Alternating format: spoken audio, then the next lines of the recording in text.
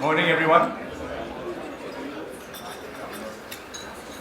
Glad to hear everyone is having some interaction this morning, and please, there is food on the table. It's not there for show. Please help yourself. Just a special welcome to everyone here. This is our KPMG's premier automotive event, and one of the main reasons is because of the support by the industry sitting around the table today. This event is being recorded so that we can show our colleagues around the world, and as well as interested parties that cannot be here today. And you'll notice on your tables that those who have attended this before, there's no CDs.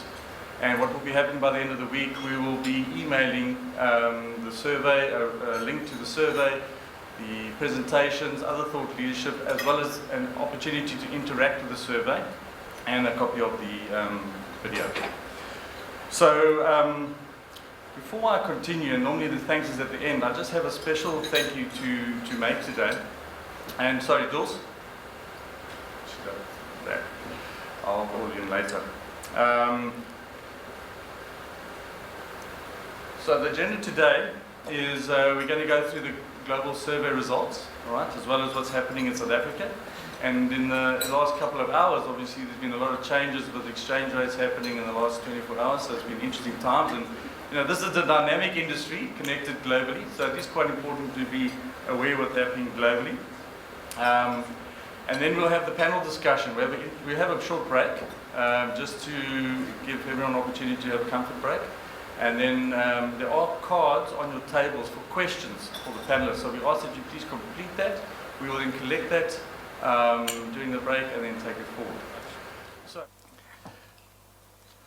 So KPMG is quite involved in the automotive industry, and there's just some of our credentials. It is quite important. We're involved with audit, tax, and advisory across the OEMs, the component manufacturers, the retailers, and the aftermarket. And therefore, it's important for us to share what's happening globally, because automotive industry in South Africa is probably one of the closest that have to be in touch with what's happening globally and have to be on cutting edge. And there's a number of people in this room and around the city that are leaders in their fields and leaders in their groups in terms of manufacturing and producing quality product. So this is some of the highlights. And then this morning, the two people that we're presenting from KPMG is Gavin Maile and Ashleigh Raine-Botha. And I just want to, many of you know Gavin and Ashleigh, they've been here a couple of times, but to introduce them, I just want to give them short background on both Gavin and Ashleigh. Firstly, Gavin is a qualified chartered accountant, and you see why that's relevant, because a number of the panelists are actually engineers, so it's quite important that Gavin is recognized as a chartered accountant. He was admitted to the partnership in 1990 and has served in various leadership roles around the country. He was leader of the Tech Advisory Group in South Africa and also headed up the Industrial, Automotive and Pharmaceutical Audit Unit for a period. In 2007, he was put in the position of the industry leader for construction and automotive, and really doing research and giving insights for companies in the space across the African continent. He's also a member of the NARCOM executive team. He has completed numerous ultra events, I'm not going to mention how many, in terms of Argus, Comrades, Two Oceans, and he's represented South Africa in the biathlon, and has also completed a half Ironman. He doesn't want to venture into the full Ironman yet, but we're trying to convince him to do so. And joining him today is Ashleigh Raine-Botha. Ashleigh is a senior manager at KPMG in Johannesburg and responsible for market research and analysis. She's also account executive on a number of our key target clients and helps Gavin with the priority sector program. And Ashleigh's been with us for 11 years. So on that point, I'd like to hand over to Ashleigh.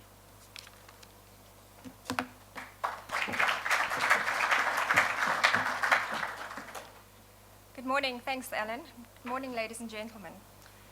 So as Alan, you haven't mentioned it, but it's KPMG's 17th Global Automotive Executive Survey, and it's the 15th time that we've done this in South Africa. So for this year's survey, if I can just give you some background, we've interviewed 4 times as many executives as we have done in the past in order to increase the relevance of the survey. So 800 senior executives were interviewed across 38 countries across the world, and of that, 50% are C-level executives, CEOs, presidents, or chairmen. So in addition, for the first time, what we've done is we've interviewed more than 2,100 consumers from around the globe. to try and get their valuable perspective on the leading automotive companies around the world. So this was quite a significant change to try and get these views. The consumer part of the survey was conducted online, and it took place between July and November last year. And as Alan mentioned, we've also got an online interactive survey, which you can go on and draw your own particular analyses. So for example, you can actually go online and select South Africa specifically and see what their views are of the survey.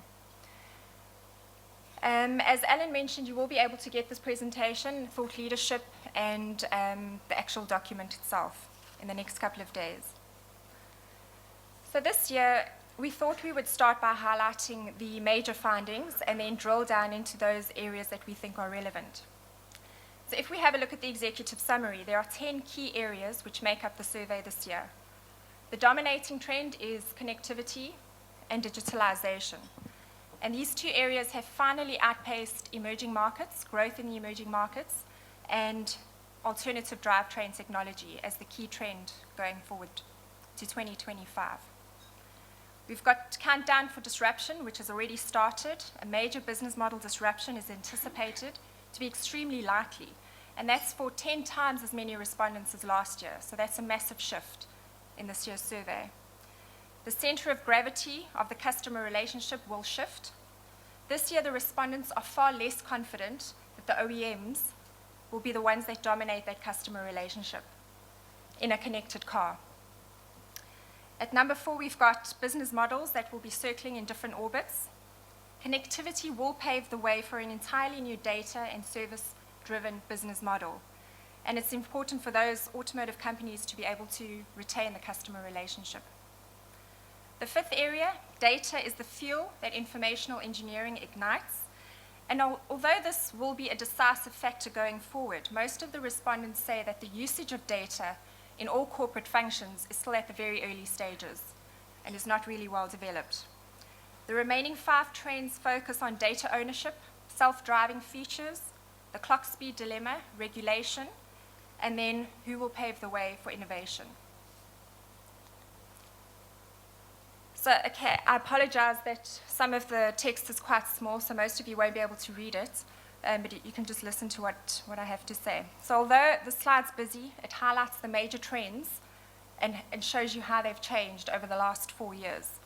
So if we look at where the trends are going to 2025, overall, the majority of the executives rate connectivity and digitalization as the number 1 trend. And surprisingly, if we look at this by stakeholder results, which you could do online, you'll see that vehicle manufacturers rank this at number 4, and they still see market growth, emergence of the market growth, as the number 1, followed by hybrid electric vehicles at number 2, and fuel cell electric vehicles at number 3. So these are still the key trends on the agendas of the OEMs.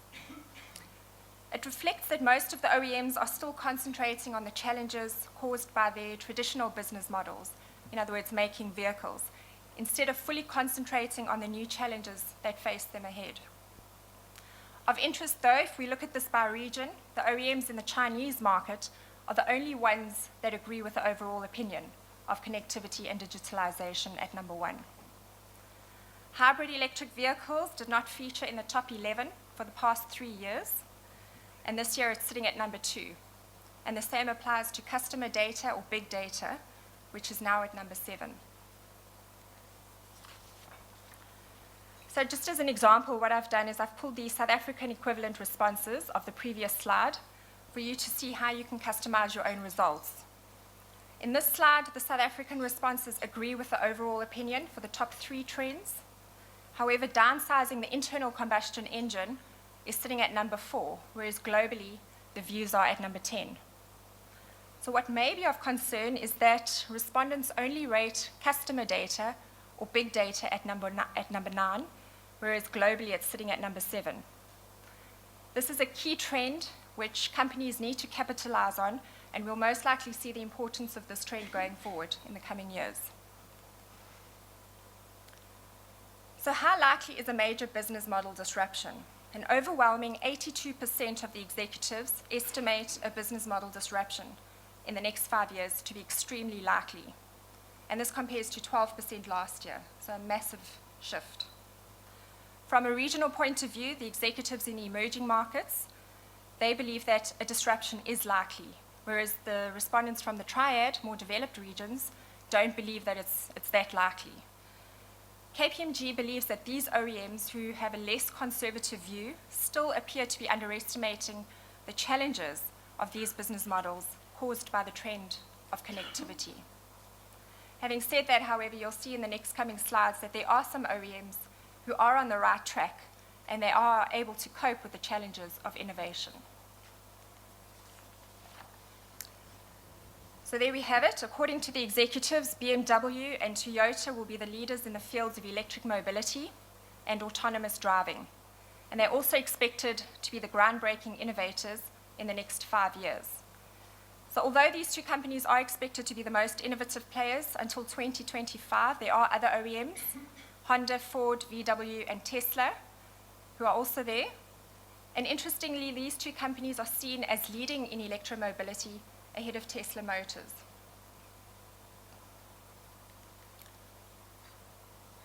Who will retain the customer relationship?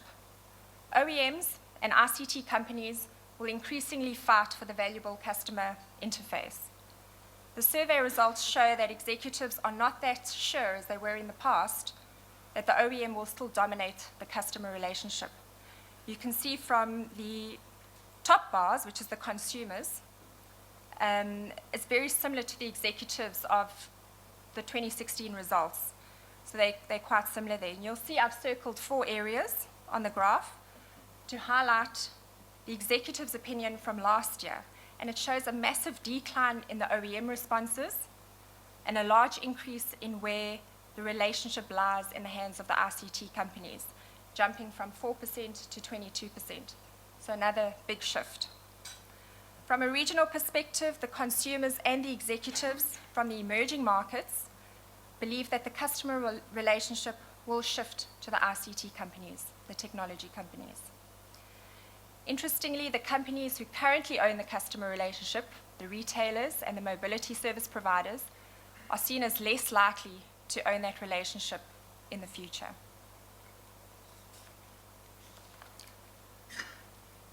So who is the owner of the valuable vehicle and consumer data? To date, the automotive companies seem to take for granted that consumers will be willing to give their data ownership away in return for comparably low benefits and rewards. Our results give some indication into what is actually the case. So although 39% of the executives believe the owner or the driver of the vehicle to be the sole owner of that data, the confidence of the OEMs is unexpectedly high. A significant amount of the executives believe that they are the owner of that consumer data. Although the consumer wants to be the owner of that data and they perceive data security as quite a big issue, especially within the European markets, consumers with the target of reducing their total cost of ownership on their own is unlikely to gain any benefit or real value from it. However, what is important and what could be of benefit is applying informational engineering, which is a new term that has come up. The OEMs can create value for both themselves as well as for the customer.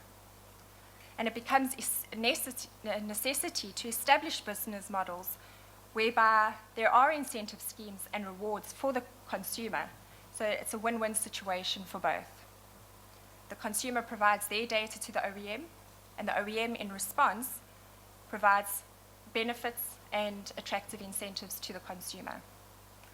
Interestingly, from the graph, you can see 14% of the executives believe that by 2025, the ICT companies will be the sole owner of that data, the consumer data. So how is data being used today?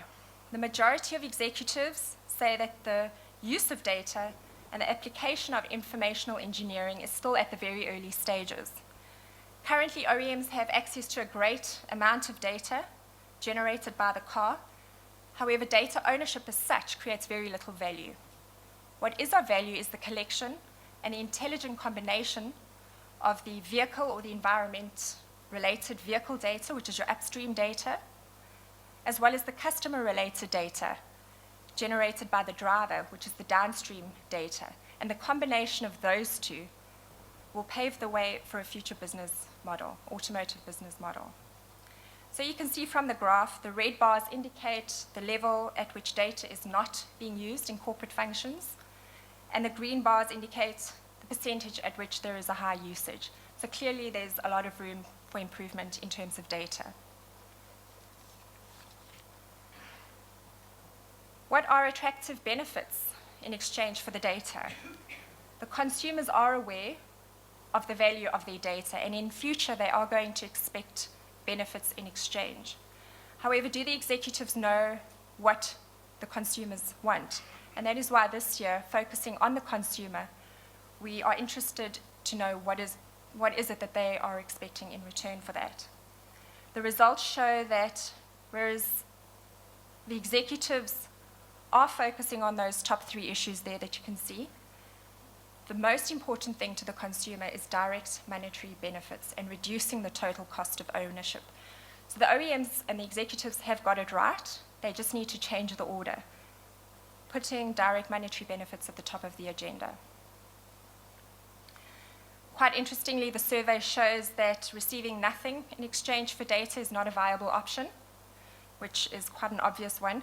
But you can see at the bottom, 43% of executives still believe that doing nothing in return for data is quite a viable option. So if we look now at the option of mobility services or car ownership, from the 2 graphs you can see at the top, total cost of ownership is all that counts. Shared mobility services, especially in matured markets and mega cities, are becoming more attractive, and they show a powerful, especially increasing presence in the modern environment of the big cities. With increasing transparency enabled by connectivity, the consideration of total cost of ownership will play the most important role in terms of whether to own a car or not. And that's an opinion that is expressed by both the consumers as well as the executives. As you all know, Uber is a classic example of that in terms of mobility service providers. The survey indicates that owning a car is more important to the developed regions of the world and less important to the developing regions. And when asking consumers about their opinion, total percentage is 32% of consumers worldwide prefer to own a car rather than to use mobility services. And that figure actually rises with a higher age of respondents. What powertrain technology to invest in? Legislation has a significant impact on the future of the automotive business. In the face of strict efficiency and emission standards, ICE downsizing has significantly dropped from 1st position last year to 5th position this year in the eyes of the executives. From a consumer's point of view, pure battery electric vehicles rank last when asked which powertrain technology they would invest in the future, whereas executives see the future of innovation in pure battery electric vehicles, sitting at number 2. Some of the reasons why consumers are reserved towards the concept of pure battery vehicles: low distance ranges, fragmented infrastructure, low charging times, and the high cost of total ownership. Hybrids, on the other hand, you can see there, is ranked as the top priority for both executives and consumers, as it provides the benefits of electrification as well as being appropriate for everyday use. Globally, executives surveyed this year plan to increase their investments in terms of production in China at 16%, Germany 11%, and India in 3rd place at 9%. The less stable markets of Australia, Argentina, and Colombia also appear to be in the top 15 of the most interesting countries to invest in.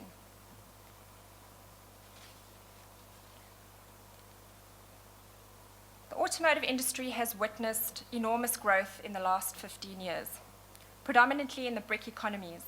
However, with the global market still far away from being saturated, a new wave of growth is still taking place in the emerging countries in the coming years. Executives view those countries as being mainly located in Southeast Asia, with Thailand at 47%, Indonesia 43%, and you can see that South Africa is ranked in 2nd place when looking at the top 5 next emerging markets, sitting at 46%. Of particular interest is that less than 20% of executives believe that other African countries, like Namibia, Botswana, and very interestingly Nigeria, have very little potential, have high potential. Another interesting point I'd like to raise on this is with the lifting of the Iran sanctions, huge potential lies in this market in terms of vehicle sales. There will be considerable backlog going forward as this country was completely closed in recent times. 56% of executives view financial and economic crisis as the most influencing factor or macroeconomic changes that will impact on a company's strategy. Second, at 44%, is raw material costs. In third place, oil price volatility at 40%. The fluctuating oil prices especially are able to disrupt the production and development plan of an OEM, who might have actually been forced by the regulator to increasingly focus on alternative powertrain technologies. Low on the agenda, as you can see, are the remaining 4 areas: war and terrorism, natural disasters, demographical developments, and political changes.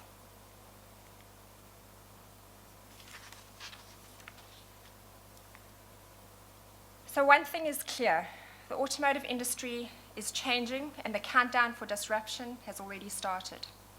Premium manufacturers, and I apologize, you probably cannot read that, might be able to cope best with the upcoming changes due to strong, trusted brands. However, the big question, will the highest market share still be the key to success for the automotive manufacturers, as data and revenues generated by the consumer while driving in a fully connected car will become more important than just selling cars on a high volume basis? So that's the big question. The results show that BMW and Toyota are in good shape for the future, according to the executives, and they also expect both of these companies to be the biggest risers in terms of market share, led by Toyota. Overall, they're very optimistic, and only a few expect a decrease in market dominance of the top 20 OEMs. Toyota has made the biggest leap, and the executives this year believe the company to be the biggest rise in market share for the next 5 years. And that's after being ranked in 9th position last year. So 9th last year to number 1 this year. It's a big jump. Which players then will be groundbreaking innovators going forward? The executives are optimistic that the traditional manufacturers will be the groundbreaking innovators in the future, with more than 1/3 of respondents expecting this. They are followed directly by the ICT companies, in second place at 30%, with most of the respondents predominantly naming Google and Apple in this regard.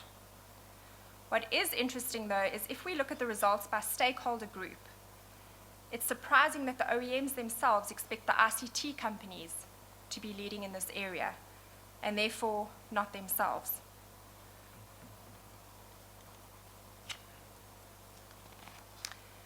This slide then is just a recap of the key trends coming out of the survey this year, and I think it's very clear that the automotive landscape as we know it is changing, and there's lots of challenges and innovations ahead. At this point, I'll hand over to Gavin to take you through the South African trends and markets.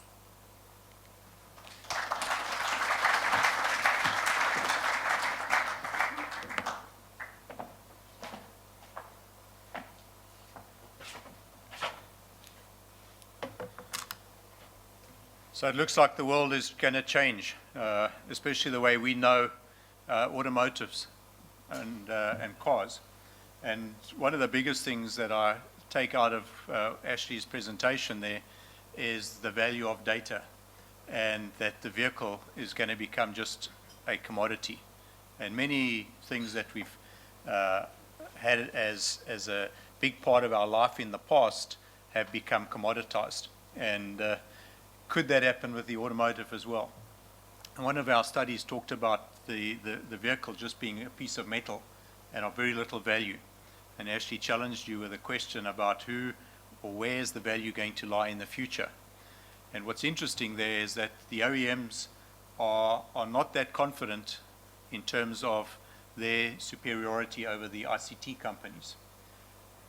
And I think that's the big swing that we've seen coming through here. Just in terms of data, I don't know if your iPhone tells you, maybe not in Port Elizabeth because it's probably always less than 5 minutes to get to the office, but whenever I leave home, it knows what time I leave home. It generally knows where I'm going to, and it comes up and it says 38 minutes, traffic unexpectedly high at the moment. And iPhone or Apple is monitoring every device in the planet and seeing what the road conditions are like, and it knows generally at that time I'm going to the office. And generally when I leave the office, it tells me how long it's going to take me to get home. It's not yet telling me which routes to take, but it's just a matter of time before it will start managing my life for me without me even asking to do it. And I think the value of that data, so all of us are out there with our iPhones or other phones, and we effectively are moving instruments of what's happening in the marketplace. And the data is really moving on exceptionally fast. It is a pleasure to be here again. Alan, thank you very much for having us.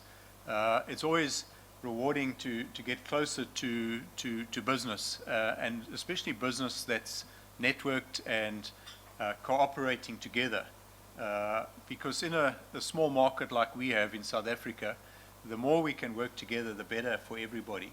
And I do feel that difference in the Eastern Cape when we come down here, and it's always a rewarding experience to hear some of the successes in most cases. Clearly there's challenges, but remarkably there's some ground-leading companies in this area that are doing excessively well, which is tribute to the type of leaders that are down here in the Eastern Cape. Let me just start with a couple of headlines from the last week, and then it'll put us in perspective of where we find ourselves now. So BMW books record profit in 2015 for the 5th consecutive year.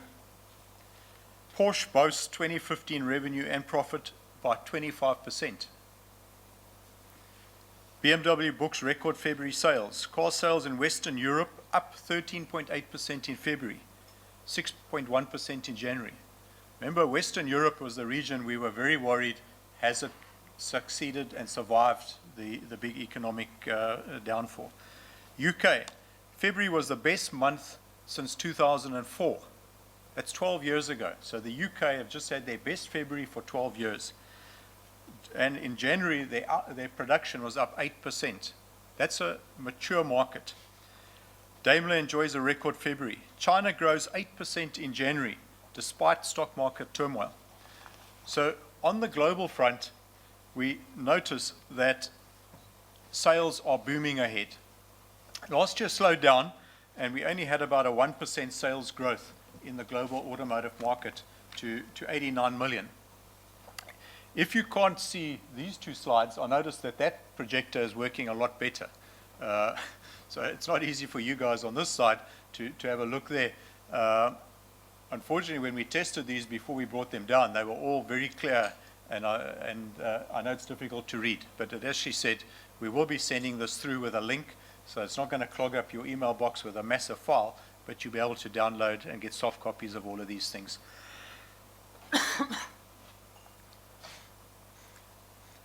So we saw growth from 93 all the way up to 2007.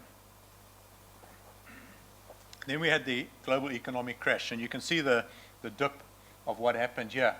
But we got to 89 million odd vehicles last year. Depending on your source, you might get a rounding to 90 or to 89. But it's a great example of growth over the period, and it's continued, and more importantly, the forecast for 2018 is over 100 million vehicles. So that's really from a global perspective.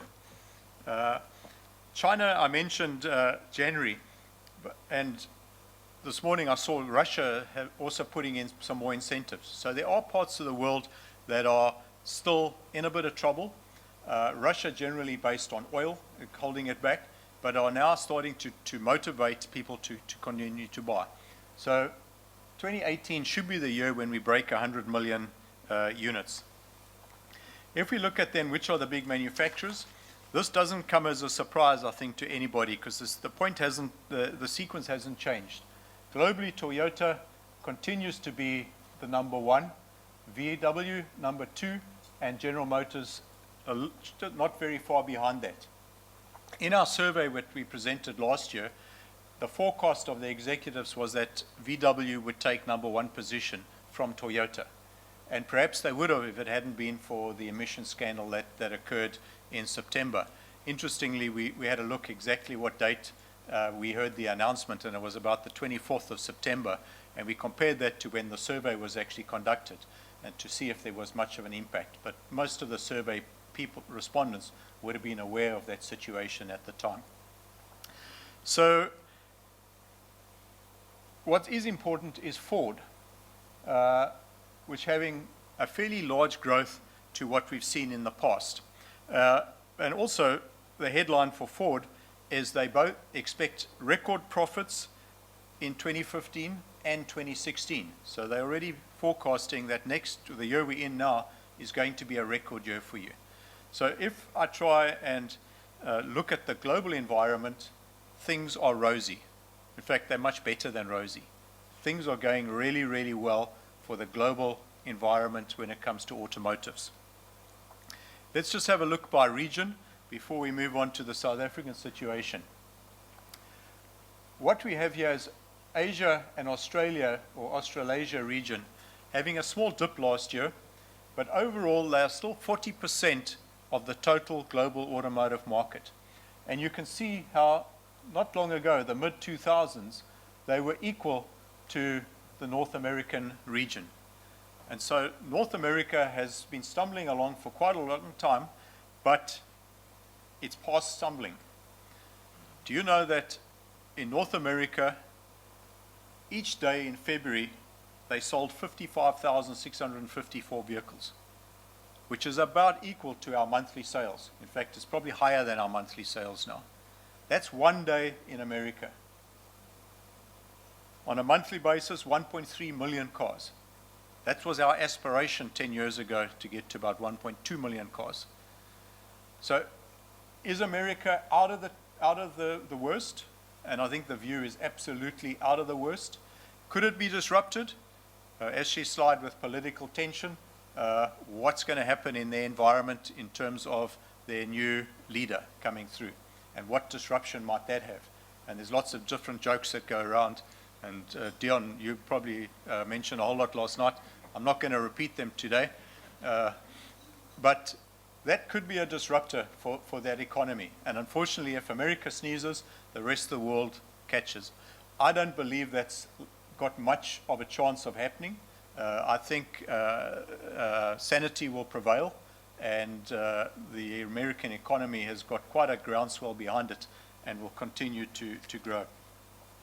Just for the record, China, over 20 million vehicles were already sold in 2013.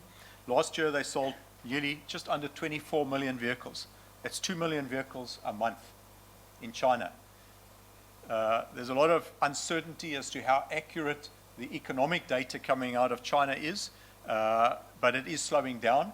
But how much has it really slowed down? I think people are a little worried in terms of what we're seeing with the commodity prices and so on. So let's have a look then at what a year ago, when we were at this table, the forecasts were. The consensus, pretty much flat. 650,000 vehicles was expected to be sold last year. But what happened? We only sold 618,000 vehicles. 4% down on the previous year, and nobody was expecting that at the beginning of the year. So things changed. When I look back, I can say things changed slowly. Just now I'm going to show you how quickly things are changing at the moment as to where we find ourselves in South Africa. So 2015 was the second year in a row that we had decreasing growth or less sales than the previous year. And the trend has been going down since 2010.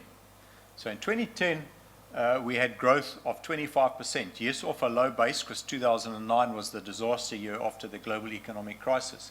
But it's been slowing. And for 2 years now, we've been in a negative situation. What did we achieve? I mentioned the 4% down on total sales, but where's the real success? The real success is in production and in exports. So production was up 9%, exports up 20%. A lot of you will remember the last couple of years I've said our automotive is too reliant on exports. Because if the global markets did not recover like they've recovered now, we would have been in real trouble. But thank heavens, a lot of our OEMs have got fantastic programs in place in terms of exports. And it's part of what the APD was designed to encourage was mass or high volumes of manufacture. It's not the export part of it, but we couldn't sell those vehicles locally, so it made sense to export them. And we'll see just now the success that's been achieved in that space. But I think the export markets are there. They're growing very, very well, and we should expect the production and exports to continue to excite us. I suppose it depends where in the value chain you operate. If you're in the aftermarket, the dealers, the spares and stuff like that, maybe it's not such a great position to be with the declining sales. But our vehicle car park is getting older and requiring more and more maintenance and spares. So there are some small swings and roundabouts. So just in terms of the best year, 2006 was still our best year, 214,000 units. Last year, we were still one of the top 6 years, I think, that we've ever achieved sales. So yes, it's down, but it's also sad when we're going backwards. And we would like to be in a situation where we see growth all the time. So what are the projections for 2016? We've had to revise these a couple of times, especially the NAAMSA projections. So I think it's important, and this is where I'm talking about how quickly things are changing. In November, NAAMSA said that we would achieve 623,000 units. In January, they changed that to 598,000 units. So that was 25,000 down. And in March, they just changed it to 564,000, which is another 34,000 units down. So overall, 59,000 units from November forecast till now, 3 or 4 months period. And that just shows you how quickly the deterioration in the South African economy and the confidence of our consumers and the ability to buy vehicles is changing. So whereas the world is seriously rosy, I think we're going to find a very different picture in South Africa. Of real interest is Westbank came out with a number last week, 12% down for the year. And that's worse than what any of the others have said, but it is exactly in line with one of the other OEMs that I've had discussions with in terms of their budget. They've had to do a budget recently, and they are budgeting at a 12% drop. Now that's a significant volume drop. And if you're in the dealership space, even more concerning is that a lot of the sales are through rental and tourism. And we were just talking last night how cheap it is, South Africa as a destination for foreigners to come on holiday. So you can imagine if you want to buy shares, go into the car rental companies, buy a game farm, you can rip off the foreigners massively. And that's unfortunately happening. So that's where you should invest your money rather than, I think you should still buy a new car as well because you need to help and keep the automotive industry going. Okay. Most of you will know the cyclical nature of the South African automotive market. And a lot of the time it is impacted by global trends, but quite often we make our own success and we make our own negative. And we're very good, and South Africans are extremely resilient And we all might be feeling that we're at the bottom and we don't know how we're going to survive. We will survive. South Africans are one of the most resilient countries, I think, in the world. When I look at KPMG and when it comes to secondments, any country around the world, who's their first choice of people they want? They want South Africans, because we roll up our sleeves, we get working, and we do the stuff. And that'll happen here again. So we may be on a dip going down, and that dip might go on for a few more years than we'd like, but we will come out of it stronger and leaner, and the fit will survive. But along the way, there will be some casualties, unfortunately. But if you look at nature, it's the survival of the fittest. If you don't run fast enough, the lion will catch you. Okay. I think what's important here is that last year, where we achieved 618,000 units, is pretty much the same as what we did in 2005, the year before we got to our record. Unfortunately, we're not going to get to the record next year, because the fundamentals of our economy are all a disaster. We have GDP growth of, at best, less than 1%. We have interest rates which are going up, and we have an exchange rate that could be all over the place. I saw Alan here of 16 or 17 to the dollar based on yesterday's comments. My phone maybe is still in a different planet, because it's still showing 1580 or something like that. So, yeah? It's come back. Okay. But the exchange rate is so dependent on global sentiment to South Africa. And we are doing an extremely good job at destroying confidence in our economy. When I say we, I'm not talking about us in this table, in this room. But we have some leaders that are intent on looking after what they believe is best. Try to make that very politically correct. And so the comment yesterday, I think, will enable stronger people to come through, and it's part of our maturing as a country. And clearly, the number one dependency going forward is a political solution. And if you remember Ashleigh's slide in terms of what is the most important thing, and it was financial stability, but political was one of those bubbles up there in terms of one of the essentials when people are looking to invest or grow in a country. So I think we find ourselves at the moment on a very rocky road, and that's going to last a little bit longer than any of us here would hope for it to last. But we will come out with a better solution, because I know within the ANC there's many people that are not happy with the current situation. So I do believe we will see things getting better.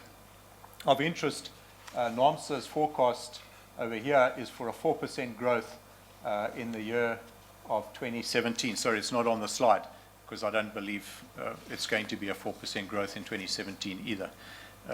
So I think we've probably got a couple of years before the consumer is in a position to go out with confidence and buy a whole lot of new vehicles.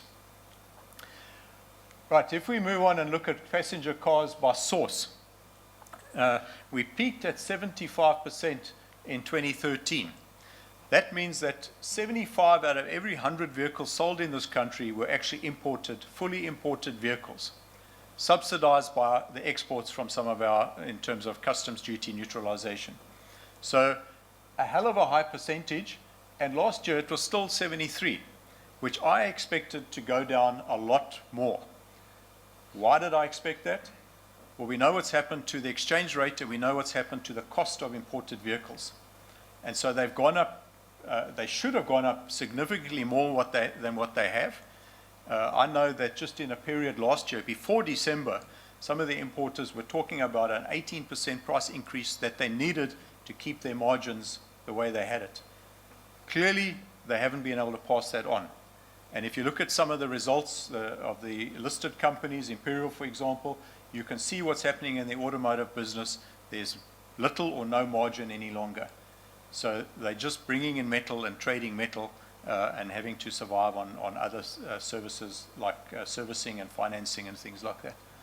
So the importers are under extreme pressure. but we haven't seen the drop. The only drop we have seen is this bar here, which looks at the number of imported vehicles, has dropped more than the number of locally made vehicles. And I always like to point out, in 2005, over here, the number of imported vehicles sold and locally produced was 50-50.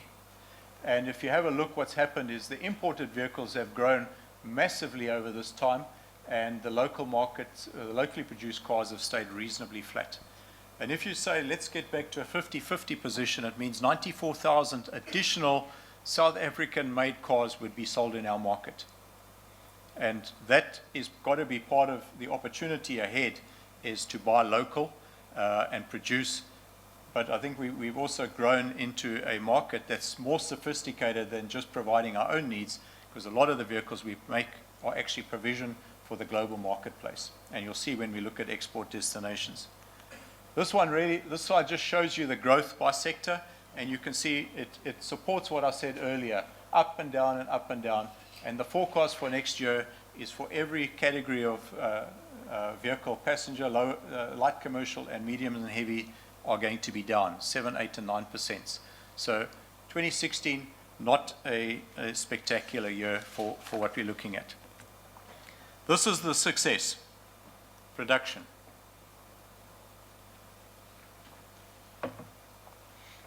And as I indicated earlier, 2015, a new record in terms of production and a new record in terms of exports. CapEx for the last couple of years has been about 7 billion a year that's been invested by the automotive industry. There's a lot of people that criticize the APDP. And all I would like to say is have a look at what happened to Australia. Australia used to sell in their peak 1 million vehicles. They used to make 495,000 vehicles locally. Next year they will make no vehicles. So think about South Africa. If we made no vehicles, and we would make no vehicles if it wasn't for our incentive program, because there would be no incentive for people to make relatively low volumes. 100,000 vehicles a year in global standards is not a great critical mass. It's better than 50, but it's still not a 300. So we would then have to import every single vehicle. At the moment, what we're seeing is that we are exporting a significant amount of our vehicles. 54% last year of every vehicle made in South Africa was actually exported. 54%. Think about the foreign currency that has generated for our economy. And that, to a large extent, will offset the cost of the imported vehicles.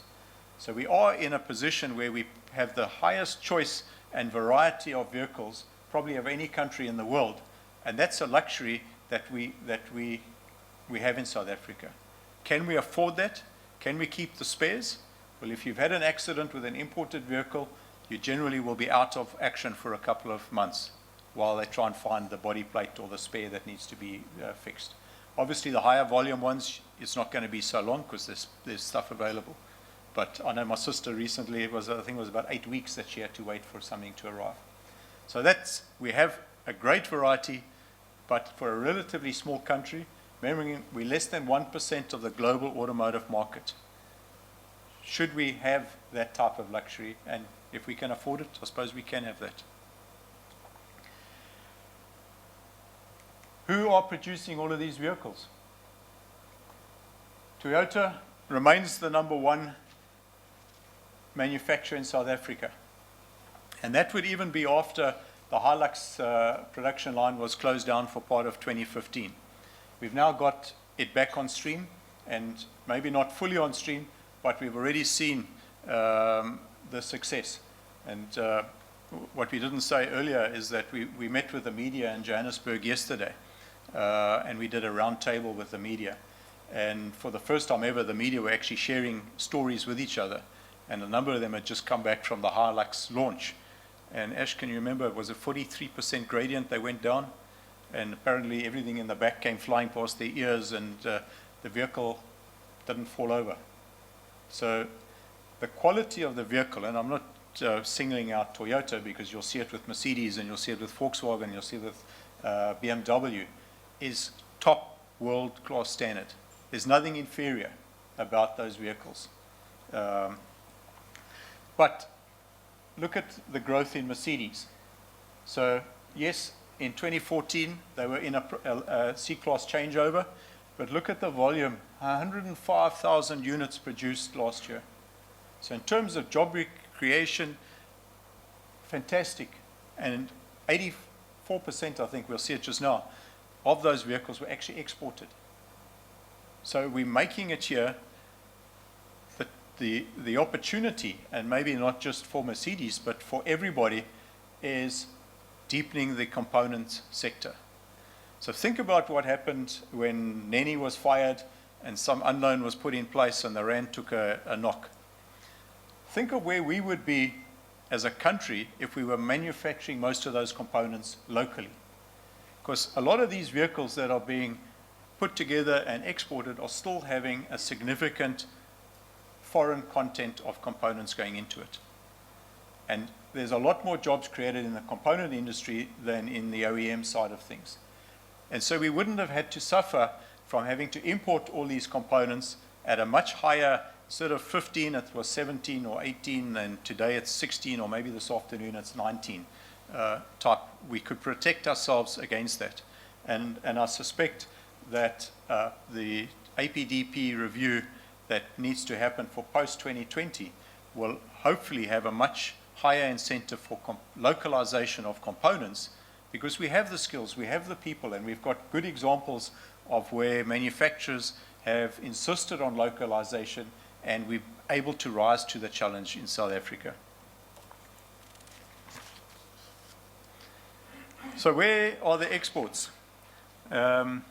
I think I said 84% for Mercedes. 89% of the Mercedes that were exported. So that's a significant portion of the production that's earned foreign currency for South Africa. I don't know what local content there is in those vehicles. I suspect higher than what the previous version was. I hope higher. So in terms of a plan, there should be some encouragement from an incentive point of view to have to increase that localization. And then we wouldn't have had any outflows for the additional components with the exchange rate weakness. Volkswagen, the number 2 exporter, closely followed by BMW. So you can see the companies that are doing it. Where are we exporting to? So UK remained in the number 1 spot. Last year was the first time that the UK got into number 1 spot, and that's mainly on Mercedes and VW exporting into the UK. Earlier you heard me indicate how well the UK market is doing.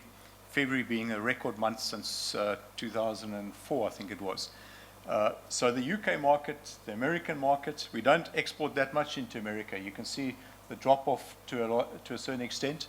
Partly due where the C-Class used to go through to America, it's no longer going because they have their own plant there to produce their own C-Class. But that's where it's going now, is into the UK. Third place is Australia, and people think that's fantastic. But if we're selling 29,000 vehicles and they are selling 1 million, I don't know what the current number, but I know their peak was 1.1 million vehicle sales in a year. 29 is hardly a rounding difference. So the opportunity, although geographically it's quite a long way to Australia, but they're not making cars there from next year. It's all gone, shut. And some of the reasons that were in place was labor militancy. Does that ring a bell in South Africa? Lack of incentives. I think that's what we do have, is good incentives to maintain it. And the automotive industry is an essential part of our manufacturing industry in South Africa. It's about 7.9% of our GDP comes from the automotive industry. So we can't afford as a country to see that one gone. And I know that the people that are involved with regulation know that they can't do that, even though there is some criticism in terms of the APDP and who benefits from that. But without those incentives, and everywhere around the world, the automotive industry is incentivized one way or the other. The playing fields are not level. We have interest rates of 10+%. Other guys will have, if you're in Japan, you now have negative interest rates, which is a new way of, a new challenge to have to deal with. Right, so let me move on and then look and say into Africa. And this is a bit of a disaster because we always said Africa was our opportunity. So we have Algeria, which has always been our biggest, still our biggest, but look at it, it's a fraction of what it was. Nigeria, Angola. What do the three countries have in common? Oil at $30 or maybe $39 today. Way below $180 we had in 2008. Or even $70, which is considered a reasonable oil price. So they are in big trouble on the back of oil, but also they want to encourage their own manufacturing.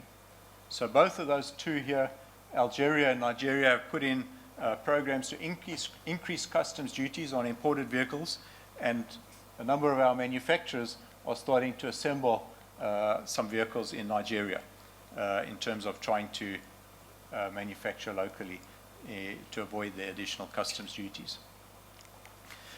So then to start to look at what are the challenges or the opportunities. And if we look at it in three areas, one being the economy, one being from a manufacturer point of view, and the other just from the South African infrastructure, which probably impacts on the manufacturers as well. Globally, the economy, I think, is out of the worst. We're still seeing some areas looking at stimuli for the economy, but generally speaking, globally, the economy seems to be out of the worst. Yesterday, I joked and I said, for 3 days, it's at least been stable. And it has been up and down and up and down. But I think we've had 4 or 5 days now without any issues, and maybe a bit longer, a couple of months. And the outlook is looking positive in terms of growth. But we find exactly the opposite in South Africa. So what we have here is political uncertainty. We have social tensions, service delivery protests, racism because of where we find ourselves. And everybody is battling for survival.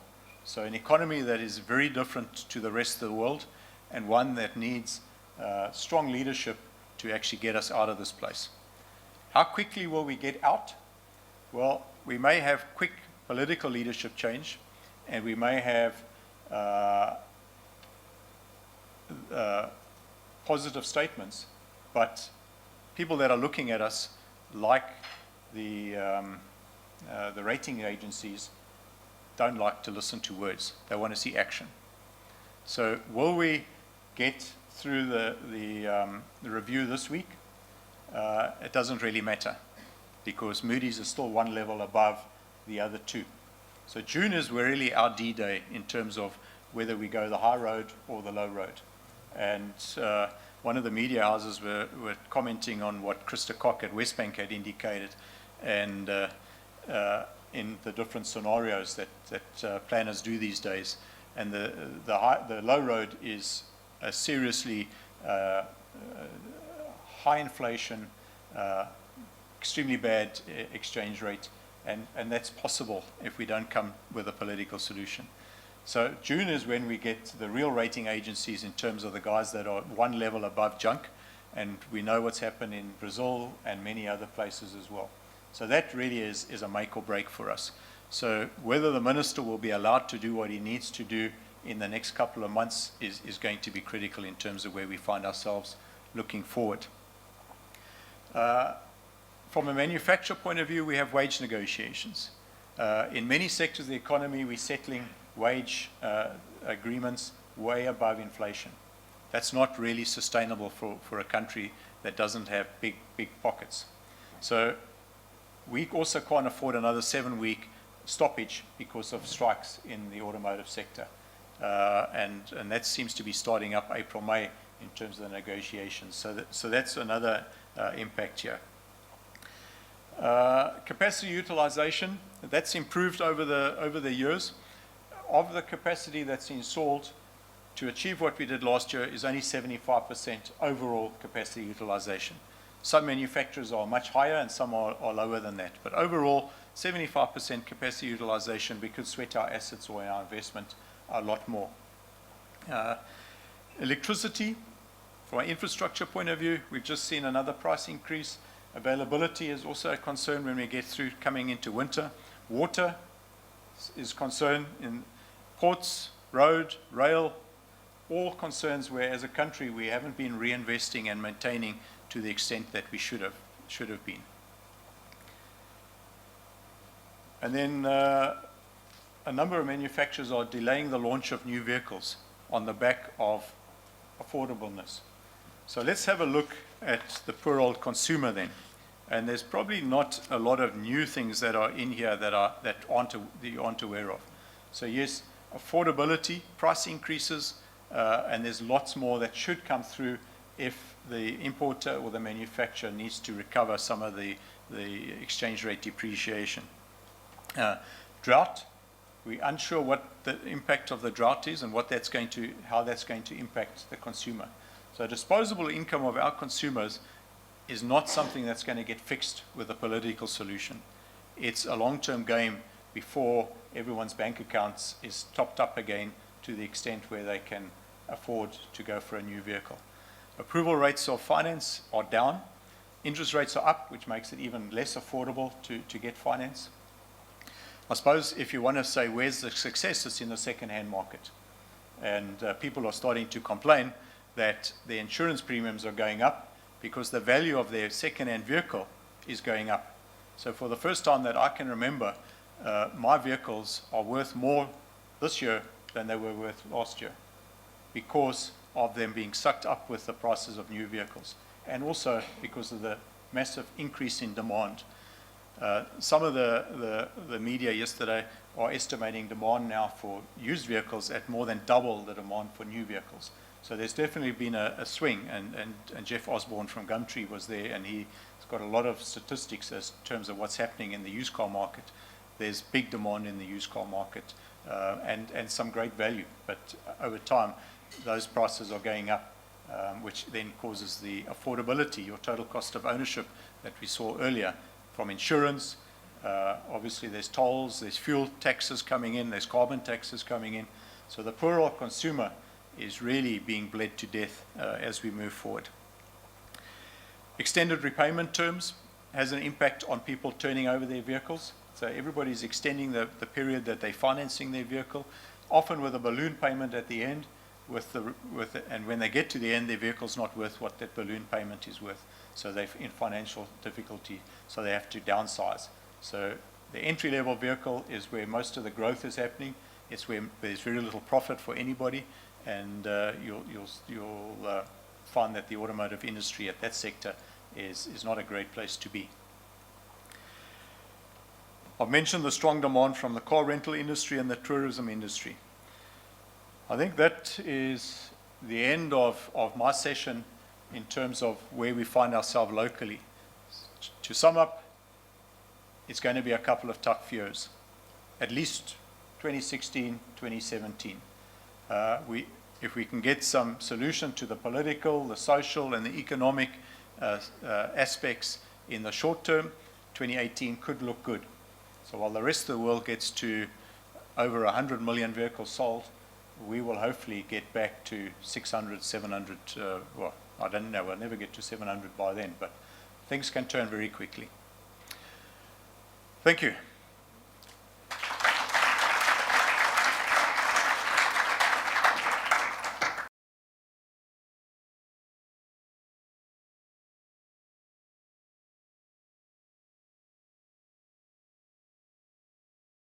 Sorry, can I ask everyone to please take their seats? And are there any questions that haven't been collected from any of the tables? Everyone handed in their questions.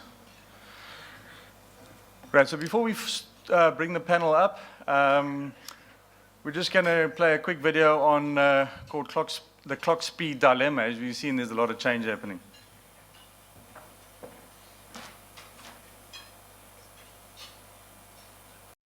We all know genius when we see it, right? Take this guy. He's a genius, a visionary whose ideas transformed the world. When this guy talked, the world listened, because this guy had it all figured out. Trouble is, there was another guy the world should have listened to. This guy, a 25-year-old third-class patent clerk with some radical theories about time and space. Of course, in 1905, listening to this guy, well, it didn't exactly make you look like an Einstein. Often, it's not easy seeing the remarkable, even when it's right in front of us. So how do you recognize bright ideas before they're recognizable? How do you recognize the remarkable sooner? Can you measure it? Sniff it out? Does it always look the same? Where does it come from?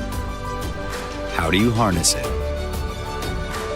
When new ideas arrive in the world, they often come from unexpected places, usually naked and unrefined, seemingly without any of the qualities they may grow into. They challenge our basic assumptions and scare us with their unknown outcomes, which is unfortunate because nothing propels the world forward like embracing a new idea. Maybe the way to find the genius, the beautiful, the brilliant, is simply to just look for it. Maybe the trick is to stay open to unexpected and challenging notions. Keep seeking out opportunities beyond the obvious. Root out opportunities wherever they may be. In every industry, there is a next, a new, a never before, waiting to happen. See it sooner. KPMG.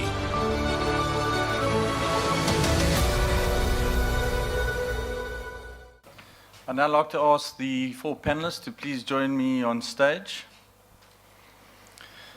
And as they come up, I think everyone's aware of how we've changed the format to really have a conversation within the automotive industry here in Port Elizabeth. So all the businesses that have been asked to be and have volunteered to be part of the panel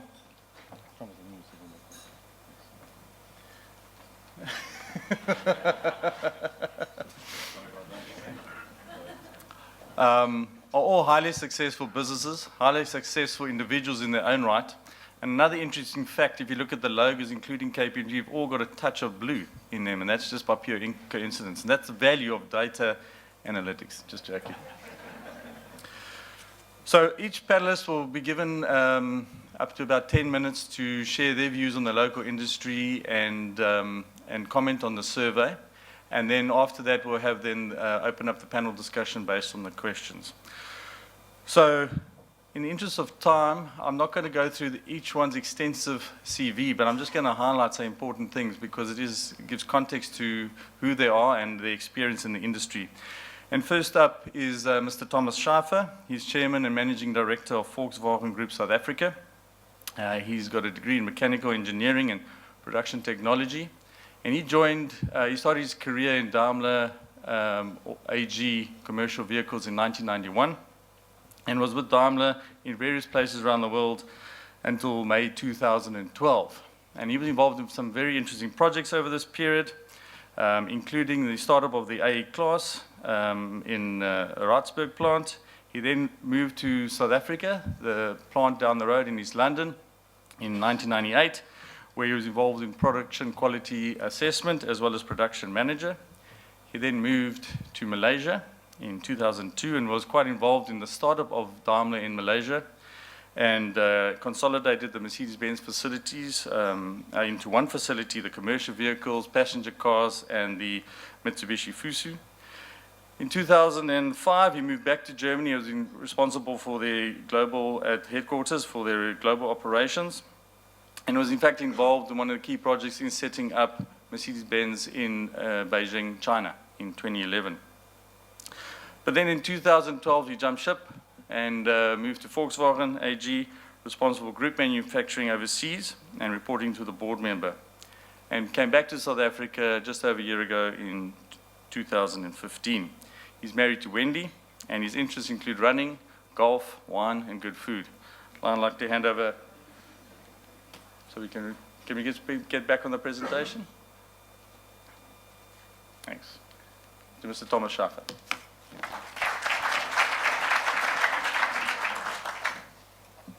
Jeez, I thought you were not going to give all the details, but anyway, now we know everything. Good morning, everybody. I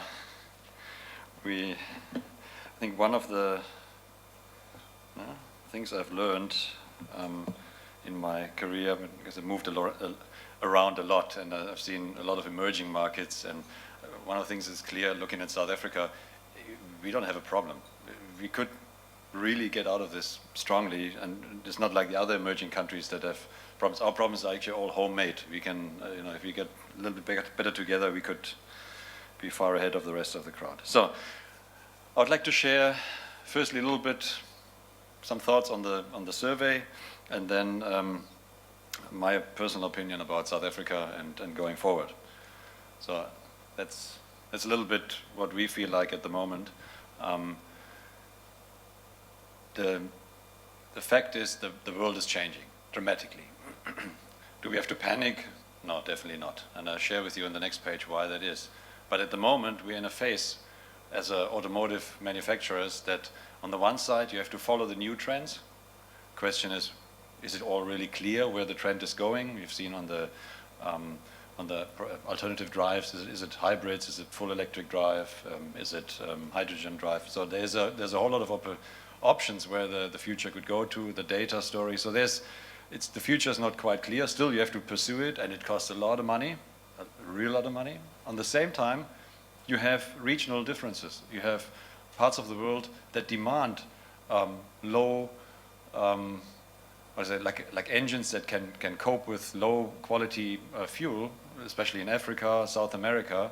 So you have to develop and supply and manufacture both sides. So at the moment we are like trying to balance this, and the development of an engine is immensely expensive. So you cannot just develop an engine for 100,000 cars. That's impossible. So you have to balance both sides. At the same time, cost pressure, do research in new fields like in data. So this is a crucial time. You cannot lose the one, but you still have to jump to the other.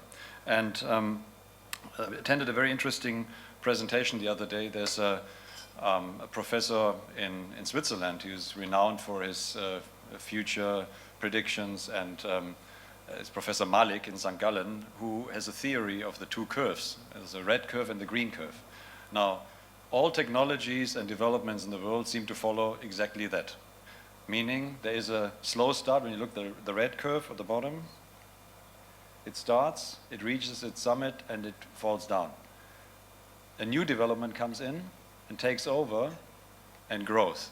Now, same thing with the horse-drawn carriage and the motor vehicle. Horse-drawn carriage was huge. It started slow. It was huge, huge, huge. At the same time, motor vehicle started. Early 1900s, a little bit. Even the Emperor Bismarck said, well, that's going to be never outlive the horse-drawn carriage. It's bullshit, never going to happen. So guess what?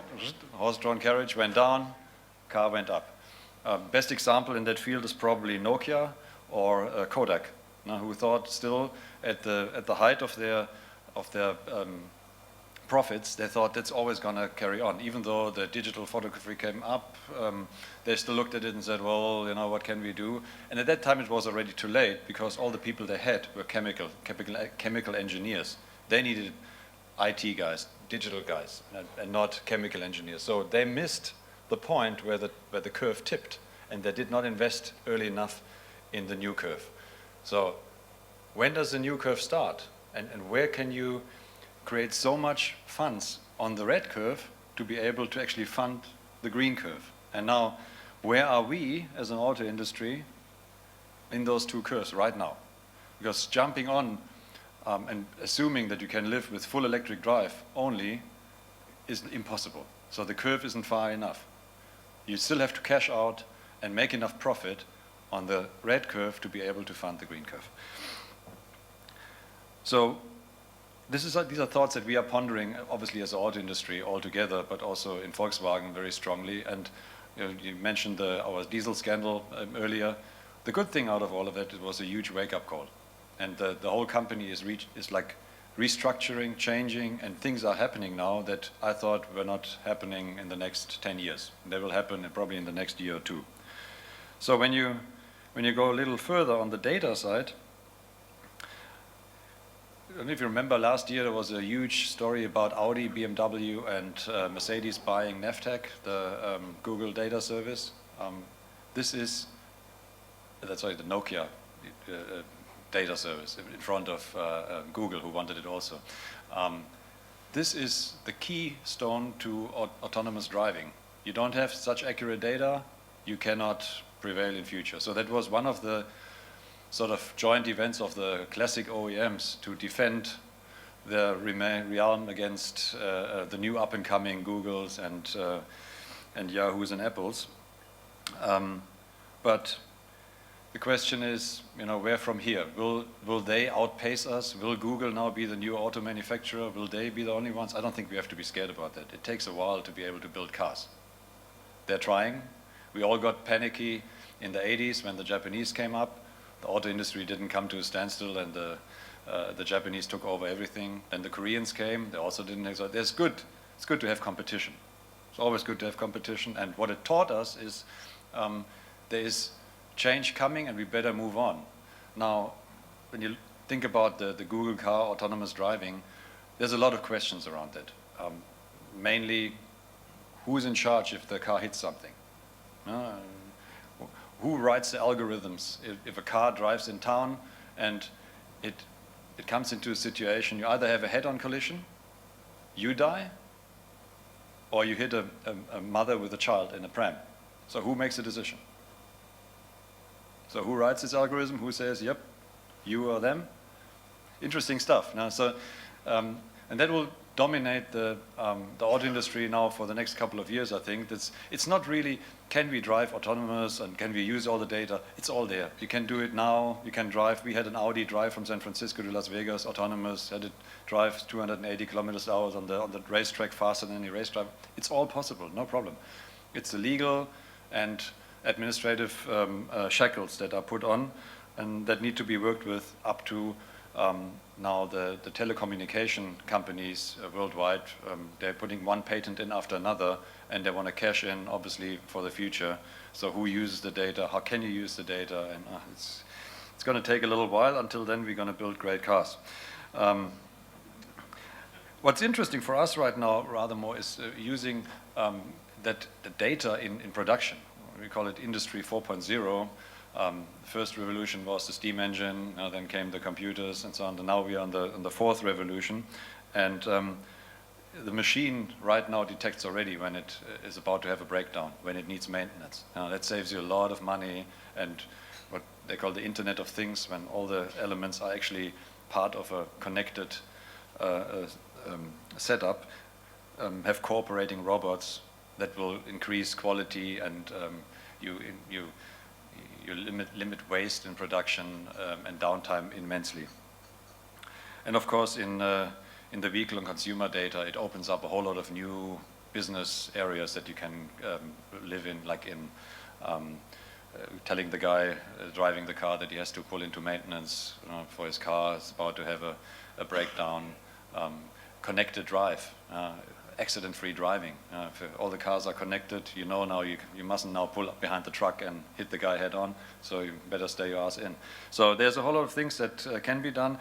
We see it as a challenge, but also as a huge opportunity to develop. Will it be tomorrow? I don't think so. But as Kodak and Nokia told us, you better start early to be in that field, and I think we're prepared. So thanks very much.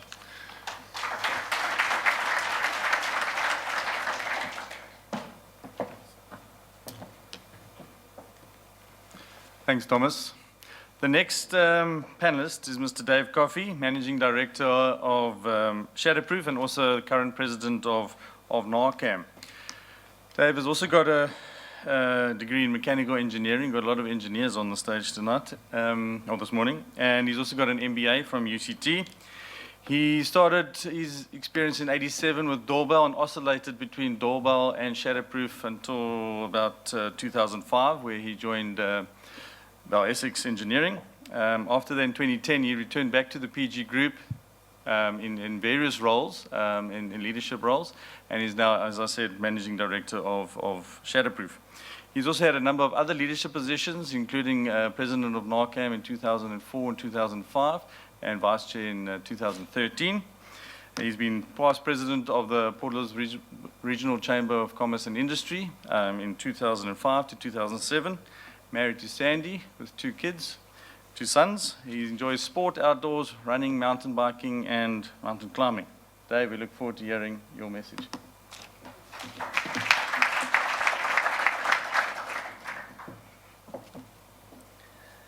Right, morning. I was going to ask Gavin, did you see the dolphins today, Gavin? Out in the sea. We actually live in an awesome place, down here in Being. And I just wanted to make a comment on something that was raised earlier about the Australian automotive industry and that there won't be manufacture. It's one thing we cannot afford in South Africa is for our industry, the demise of the industry. We directly employ 80,000 people regarding the motor industry, and that is in the manufacturing side of the business. And I guess some of the question that we have is, so 13 billion rand of duties are foregone in terms of the whole incentive scheme, and for that we employ a lot of people, and we have great technology, and we are exporting huge volumes, and I really believe that it's a great success story for the industry, and even though we do have some challenges going forward. But if I could just work out how to use this first. So if I could just, from a component perspective, just mention a few takeouts that I saw. The first one is, so who will dominate the customer relationship? And my view, I know the survey was pushing towards the ICT, but I really believe that will lie with the OEMs going forward. And if you just look at that TCO, I would almost say it's the total cost of the offering, because it's a massive offering that's required, including all the mobility services and the cost. But the value proposition really lies with OEMs. I believe there's so much there that they actually manage that there will be solutions found to that, and there might be some acquisitions coming out in the ICT space. I really believe it lies there. Also, just from a vehicle market growth, if you picked up from the OEM's perspective, remember I wear a component hat, the growth is going to continue as number one in the strategy agenda of the OEMs lies in the emerging markets, with China as the priority. So from our perspective, you saw the figures that Gavin put up in terms of the vehicle growth and in which area in the world it is. It just highlights the importance of ourselves being competitive and getting more and more competitive.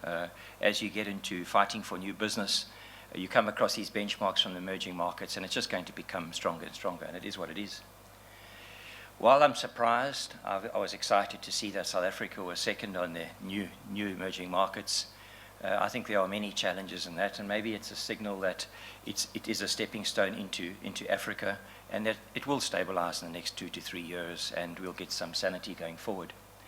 I was fascinated with the whole clock speed dilemma discussion that took place, and I have no doubt that there are going to be certain products with very short development times, specifically around the communication side, whereas on the drivetrains, etc., it takes a longer time to develop. But I have no doubt that we're all going to be faced with having to bring product to market a lot quicker at the end of the day. And it's very clear with the commitment by the world in terms of reducing carbon emissions, the whole greener element is going to take a strong focus, and more efficient, less demanding vehicles in terms of fuel, and that will be coming through, and it will affect us from a supply perspective. So that's just a given. So moving on to the landscape and how I see the future. Some of this has already been mentioned, so I'll just touch on it. The whole very important review of the APDP that's going to take place this year for post-2020. There is a consultant that's about to get appointed to advise the government. And later this year, a decision will be taken on the way forward. It's very important this happens now and sooner than later, just so we get certainty for new models. A number of models have already been announced in South Africa during this last year, particularly after the midterm announcement, and we need that stability for our industry. What I do believe, though, I do believe some of the comments made earlier, that there will be a stronger focus on localization, obviously with the intention of growing employment in the country, and policy might take that line of thinking on the next review. The whole issue of the broad-based black economic empowerment, government is going to be informed, and in fact, incentives will take the line of how much have we transformed in terms of this topic, and that is going to come through strongly. We did see it in December. There was an announcement by the DTI that AIS, if you were going to claim on an AIS, you had to be compliant. And that's going to be a challenge for a number of companies in terms of the new codes of good practice. And I think that's going to be pushed harder and harder by the government. So I really believe that we may need to go down and determine a sector charter for the auto industry. I understand the risks, but that topic is being debated at the highest levels in the industry right now. We understand the soft economy and the market that's been covered, our rand, volatile and weak rand, but there are opportunities inside that too, which I will get to. And I'm sure we'll have this volatility for 1 or 2 years, and then there will be the issue of governance and the leadership of the country will be dealt with. With the APDP changes that were announced, there was an incentive offered on the AIS for lower volume manufacturers in South Africa. So you are going to see some new car makers building volumes of 10,000 and above. There's been interest. You may know some of the companies that have been through the country looking at it. So it is an opportunity for growth. I guess the challenge is it's not very high volume, so it might have a downside from a competitiveness perspective on economies of scale, but it is going to happen. So there'll be AIS, and there's also the VAA, as you may have read in the announcements. The big challenge we have this year is the wage negotiations, which has been touched on. We can't afford a strike. We can't afford any disruption. But it's going to be a difficult set of discussions because of the political landscape and the COSATU and the NUMSA relationship. But this is not going to change in the short term, and whether it's a 1-year or a 3-year deal, whatever has been negotiated, we really need to get closer to labour and our workforce to try and get more stability. But one can complain and say there's lots of challenges there, but there's opportunities, and from our perspective, we need to drive competitiveness. There's absolutely no debate about it. I think many companies have come a long way in proving that, and I've just listed what's important, I believe, in terms of that. And one has to invest in technology, both for the equipment and the product perspective. One needs to transfer knowledge from your partners overseas, bring it into South Africa, upskill the workforce so that we can deal with these complex products that are coming through. There's no debate on that. Developing our people is absolutely fundamental at both the leadership and at the workforce level. One has to raise the bar in terms of capability. And what's very important, and it's no different to overseas with our French partner in Shadowproof, is the whole issue of real engagement with our people. Do we really understand what that means? I think it's a challenge for all South African companies to really engage. And getting our people, you build passion and purpose with the people, and getting them come to the workplace for a bigger reason, and really to contribute naturally. I think we get that right, we're going to make huge progress. And then, obviously, we need to meet the global benchmarks in terms of productivity. And it might be challenging, but it can be done. And I think we've just got to get out there and do it. So my last slide is, so there is an opportunity on growing export volumes. You've seen that the assemblers, the volumes are increasing, that's going to go up at least 12% this year. Maybe there's some opportunistic additional volumes coming through because of the rand where it is. And we need to be part of those programs as component manufacturers. It's absolutely critical. And can we export directly into the aftermarkets of the world or through the OEMs, to the P&A environment? We need to get into that program and get the economies of scale that actually help us with our competitiveness.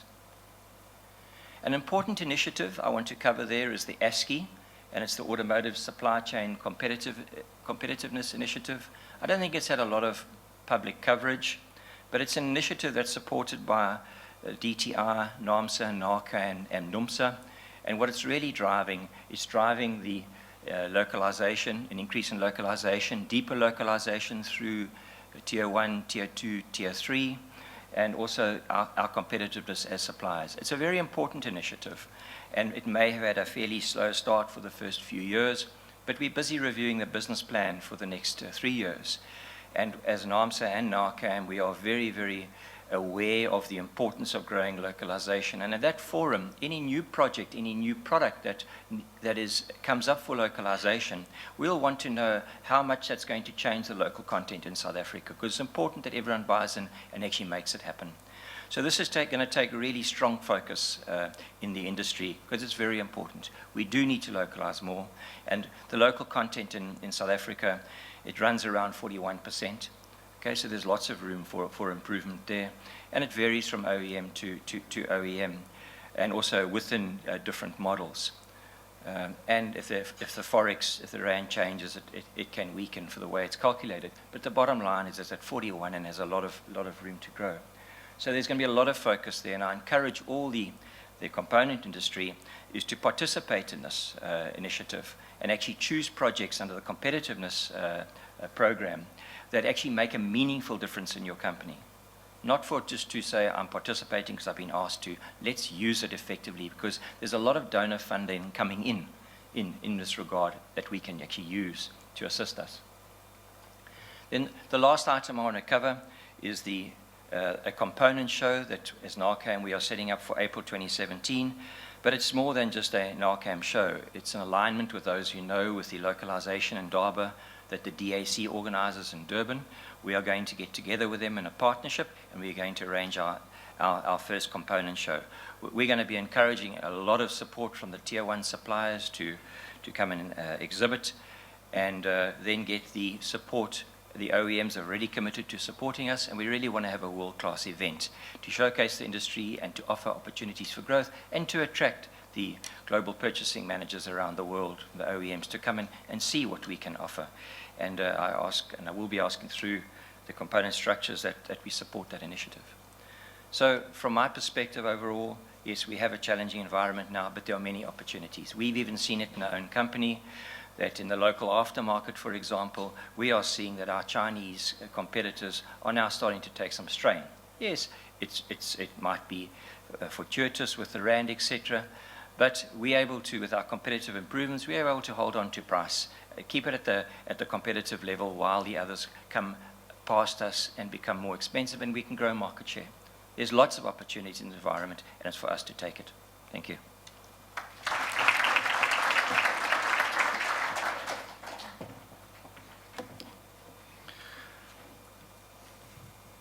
Thanks very much, Dave. I think one of the things that he also highlighted there is the competitiveness and the global competitiveness.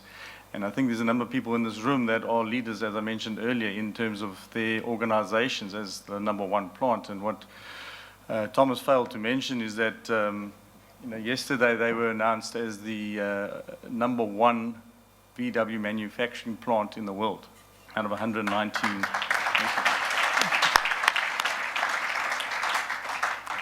And linked to that, and like I said, is links into the introduction now of Mr. Dion Joubert, Managing Director of SJM Flex.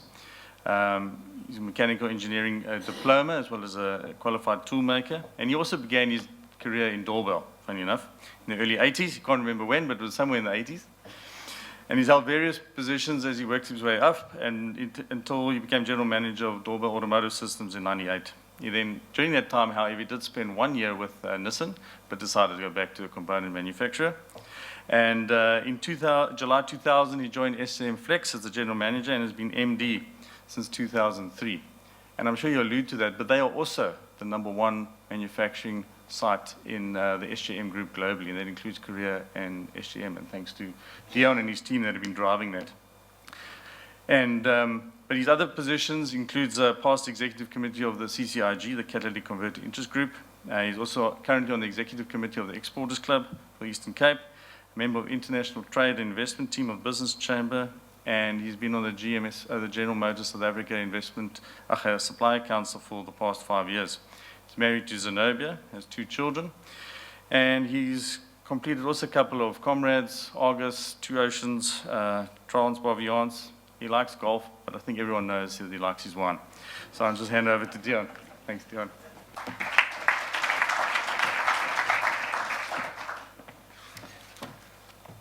I think starting off, we're talking about data today or whatever, and I'll still walk off a piece of paper, so I'm obviously old school, Gavin. And Gavin, before we start, I need to correct you as well. You know, we feel very strongly about when you relate to us as a 5-minute city, because that relates to our growth, and we believe that we've moved past 5 minutes. I think we're at about 25 minutes at this point in time. I think that's dependent on what time of the morning you leave for work. Okay, 6 o'clock, 5 minutes, I agree. But at normal working hours, I think 25 minutes.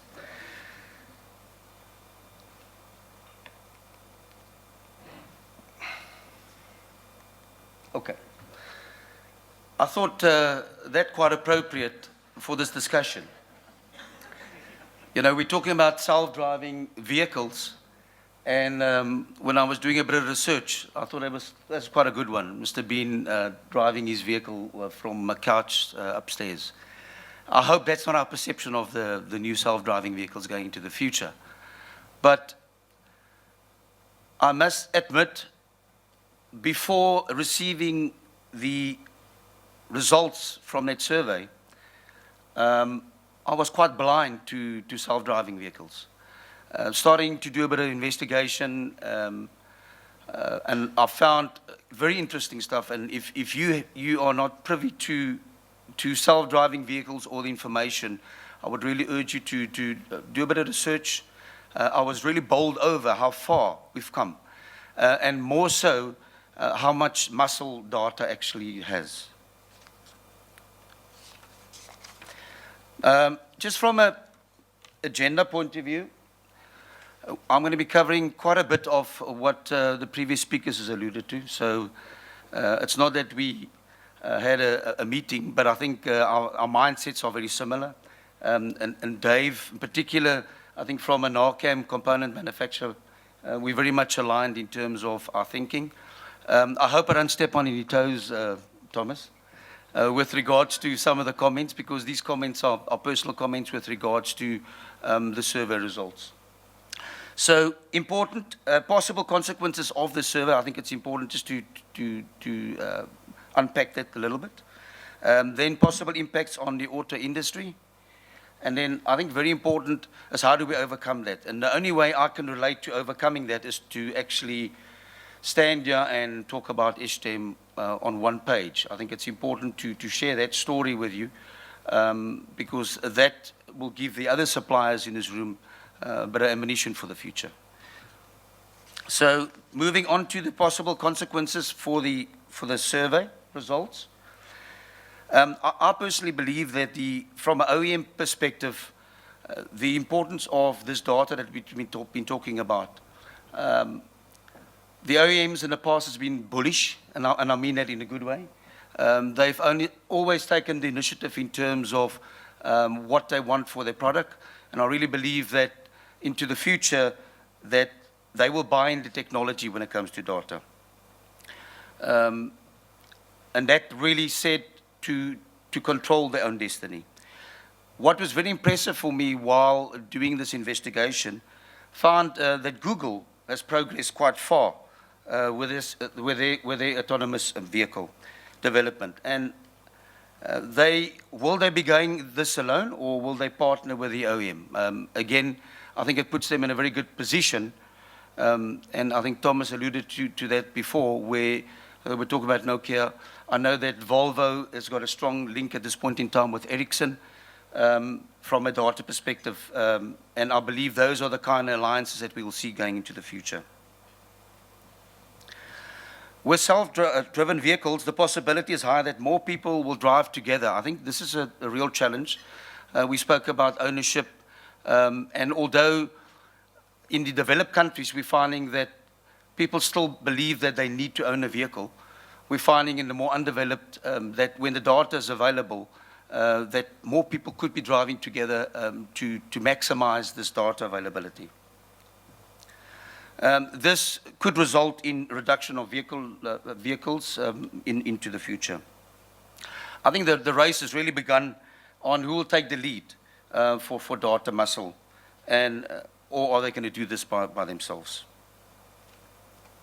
If we look at the possible impact on the auto industry, I've already alluded to the reduction possible reduction in vehicle sales due to the ownership, but also of the high costs coupled with less appetite for owning these vehicles. Something that's going to be very important is the shorter lead times that would be required to meet our new customer demand. And then I think Thomas alluded as well to the high investment that would be required from an R&D point of view to find alliances in that data environment. Something very important would be could require quick reaction to move to that new demand. something which is imperative for us to remain in this business is the global competitiveness. And again, to play in this space, it should be the number one requirement. Now, I mentioned about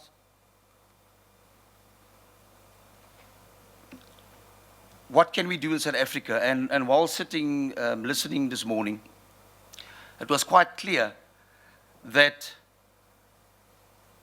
all the speakers is aligned some way with exports.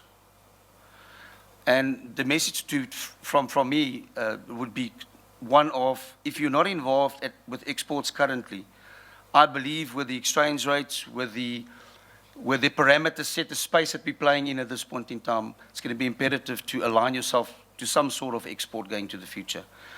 Gavin alluded to the current environment. We can't wait for 2 years, 3 years, to have a conducive environment where local people can play in. I think it's important that we gear ourselves from a business perspective where we align your business to export. Now, for SJM, and I think, as I said, it's always a bragging session as part of this, so I thought I'll take SJM and just unpack it a little bit and try and put it in line with this.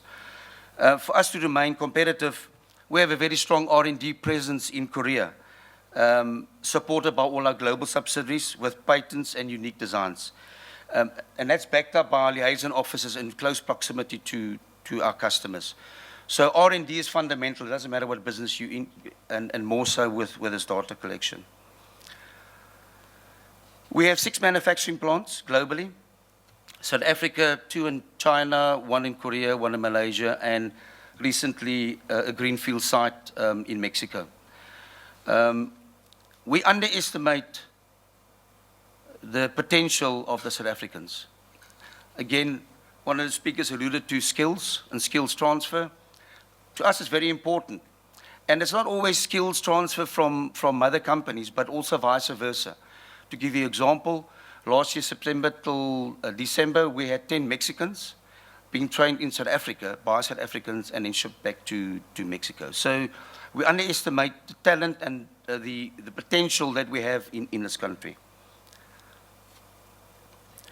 Just to put this in context, we produce globally 19 million components per year for 2016. 28% of that volume comes from South Africa. We are officially now the biggest manufacturer in the SJM group as of this year. We woke up in January. If I say woke up in January, I need to explain that.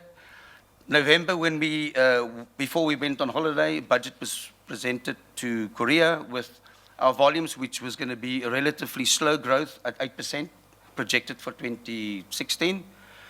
Woke up in January and we had a 30% growth. And looking at what Gavin has presented this morning, I can understand where those volumes are coming from. Now, I must admit, beforehand, we were trying to put our finger on exactly where, and that really gave us a very nice picture, into the future. I spoke about skills development and transfer. We are running currently the highest productivity levels in the group at 97%. So it can be done. I have the same people that you have, because a lot of time the guys are saying, but how do you guys do that? Again, we heard Dave mention about what he sees under competitiveness, and it's no different here. We're sitting with high attendance of 98.4%. I think that's unheard of in South Africa. Forget about the world. So on average, we find in South Africa between 96%, if you're really doing well, down to the 92% markers. We have highly motivated employees through empowerment. I think something we underestimate is that when you empower people, make them part of the team, part of the family, you find that you can bring the best out in them. This year, we will produce 5.3 million components in South Africa. Just to put that in layman's term, 24,500 pieces per day shipped out of Port Elizabeth. 3 containers, 24 containers per day. I know Lawrence Morgan smiles when he hears those kind of numbers. But I'm sharing that with you because that's a success story which we all can have and be part of into the future.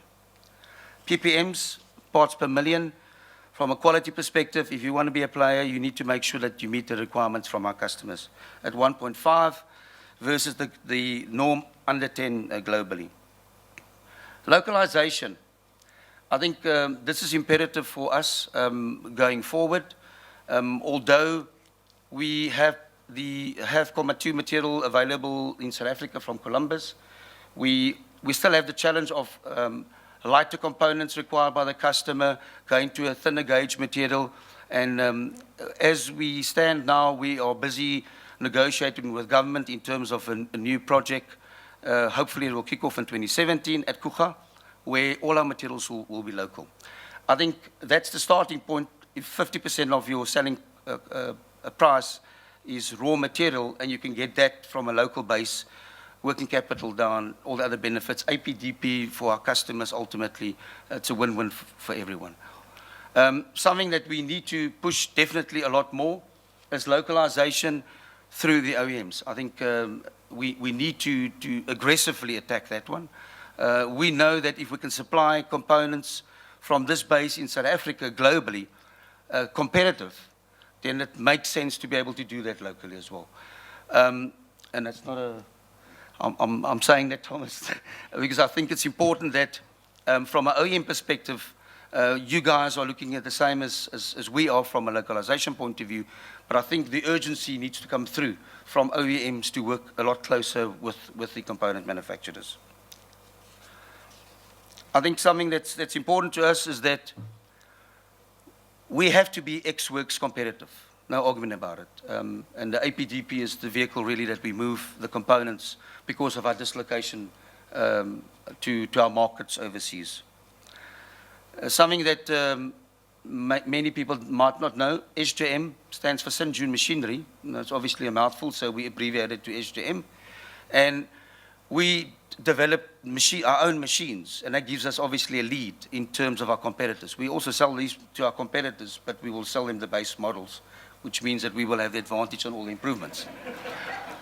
Guys, you got to think out of the box here when you start, talking about globally competitiveness. So manufacture your own equipment, whatever, you can install equipment or capacity within 3 months. It puts you right on the map. And then I think something which I think Dave alluded to as well was the positive mindset from management influencing employee behavior. I think it's a huge problem in South Africa. And the other big problem is that we don't enjoy business. We go to work in the morning, our mindsets are wrong. It's just another day that we get past. And believe me that if management has that mindset, it will flow down to the shop floor. I was going to steal the thunder, but you did. Thank you very much. In 2015, or in December of 2015, we were contacted by Korea and informed that officially SJM South Africa in this group of 19 million components supplying 5.3 million this year, that we are now the biggest and we the best manufacturing plant in the SJM group.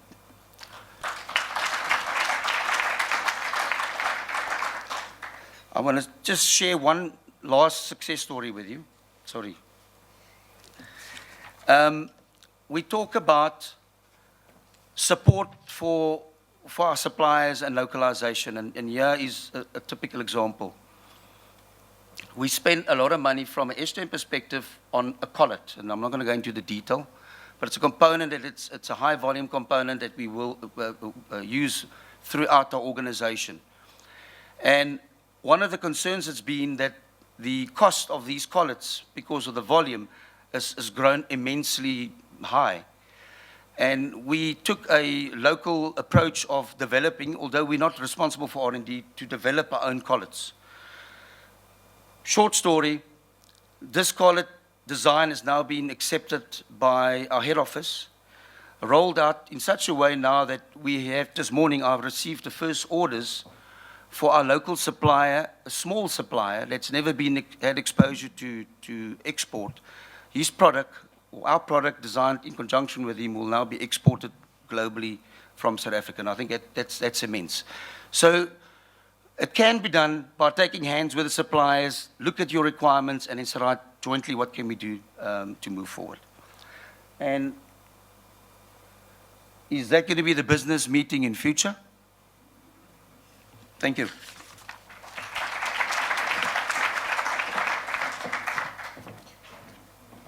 Thanks, Dion. So last but certainly not least, that is probably closest to the customer is Mr. Alan Tavner, chairman of the Tavcor Motor Group. I think many people know Tavcor, but it's a second-generation family business with multi-franchise operations in both Port Elizabeth and George. Alan is currently chairman, handing over the reins to Gary Balco, who's now the CEO, and non-family. Alan has actually been involved in the industry as well. He started, I think his first job after varsity was at Volkswagen. And he's also had some experience in the retail industry and various other industry positions over his years of experience. He's married to Gail, and his daughter is Megan, who's also part of the business and actually on the main board.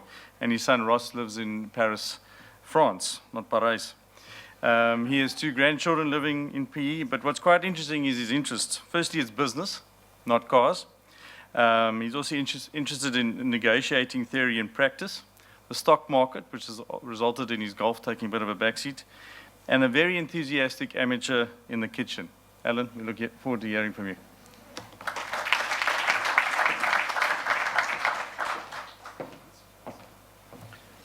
Thank you very much. I'm not going to talk today on the survey, about which I don't know much and I'm not really prepared, but hopefully I'll give you a quick snapshot of what the industry looks like.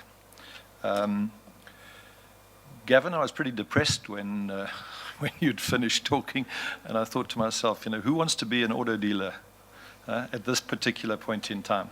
Fortunately, there have been a lot of good times, and we've been through bad times before, so we can weather the storm.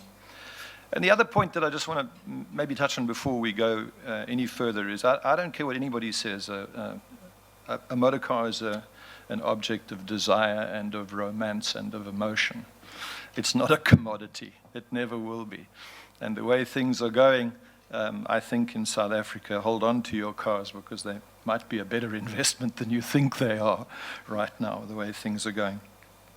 So my message, I guess, is a little bit about the industry and, as Gavin said fully, the next few years. The picture doesn't look good, and I'm just going to go over that quickly. But there is light in 2018, and I'll show you that, I hope we can. Quickly to tell you, this is the retail motor industry, what it looks like. It's some 1,300 NADA members, automotive dealer members, employing some 7,500, some 56,000 people, which I think supports your OEMs and the structure in South Africa. The entire retail motor industry is some 7,500 members, employing 320,000 people. It's a sizable industry. It's a self-regulating industry. We have our own bargaining councils, our own provident pension funds, our own medical aids, and the industry has a self-regulating mechanism that works with the OEMs called dealer councils. So by and large, I think it's a professional body that underpins the automotive industry. Now quickly, Gavin, you'll remember that one. This is the econometric forecast looking forward. And you can see, and I'm just cars, not total vehicles, just motor cars, passenger cars. And you can see the full year forecast at 377,000 for the year 2017. So 2016, 2017, very, very flat. That's a major challenge to us. But I think the picture may be slightly worse. I don't want to be negative, slightly worse than what we think. And I'm going to tell you why. We've got headwinds 6% down in cars last year, forecast 9.5% down in cars this year, and of course, as you heard, Westbank came out with a 12% down in cars. Then that was obviously after I'd written my notes. Car buying in South Africa takes place in 3 major areas. Don't need to be a rocket scientist to know that. P. Utenhage doesn't crack it as one of those major areas. So it's pretty small. Some trends that everybody knows about, but I thought it'd just be worthwhile touching on them. A massive move to SUVs, sport utility vehicles. Now, not so much the big SUVs, but moving downscale to the smaller SUVs away from sedan markets. So it's like downsizing with benefits, because the technology and the connectedness in all motor cars is truly amazing. In South Africa, you don't want to be in the automotive retail business unless you're in the bakkie business, because it really is very important. A boer and his bakkie, they are not, who was talking about that Toyota Hilux, eh? It's an amazing story. You don't need to have an S-Class in the garage now when you've got the kind of bakkie that you can buy. Tremendous move towards fuel efficiency in the smaller hybrid and turbocharged cars. One of the fascinating things in the world today is incredible demand for high-end sports cars. And it was fascinating to see how Porsche have grown, how Lamborghini has grown, how Ferrari has gone off on their own, the story of Bugatti. So the romance in the auto, it's still there. And for those of you that haven't driven an electric car yet, you've got an experience coming, because you're going to miss the noise of the internal combustion engine. So South Africa, very, very price and interest rate sensitive market. Both these issues are contriving against us at the moment, and my argument is that the drop this year could well be more than 10%. And there's probably 3 reasons for that. The first one is the cost of ownership. You referred to that, Gavin.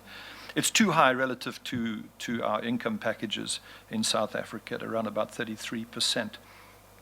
So it's a limiting factor. The figures published, the numbers that you've just seen, I cringe when I use the word trumped up, because Trump is not a good picture at the moment. Let's say they puffed up a little bit, okay? Because there's a thing in the auto industry called pre-reporting, where if the OEM finds he's short of his target for the month, he'll coerce his dealers to pre-report the sales, and suddenly he'll make his target. Now that has got some serious consequences to the industry, and it is something that is it's worldwide. It's not just here, and it's something that I think just makes the numbers we work with a little bit false, and that tends to say that when the downturn comes, it could be more severe than we think it's going to be. And then, of course, the other thing about OEMs is that they are enormously invested in the sales picture. I'll talk about in South Africa. If it wasn't for the degree of subsidization that takes place now every day in terms of finance schemes, money on the bonnet, etc., we wouldn't be selling the kind of number of cars that we are selling in South Africa. So the automakers need long pockets. And to see us through the period ahead, if they've got the big picture in mind, they're going to have even deeper pockets, because it's going to be pretty tough to keep our numbers going. But there are some interesting underpinnings in this business.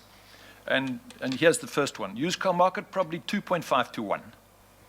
I'm talking about used car retail market, because at the bottom end of that, the thing I call the trade market, I don't know the numbers, but they're incredibly strong. These are cars from about 9 years old through to 16 years old, vehicles that are being funded through a secondary system in South Africa, outside of the credit agreement system.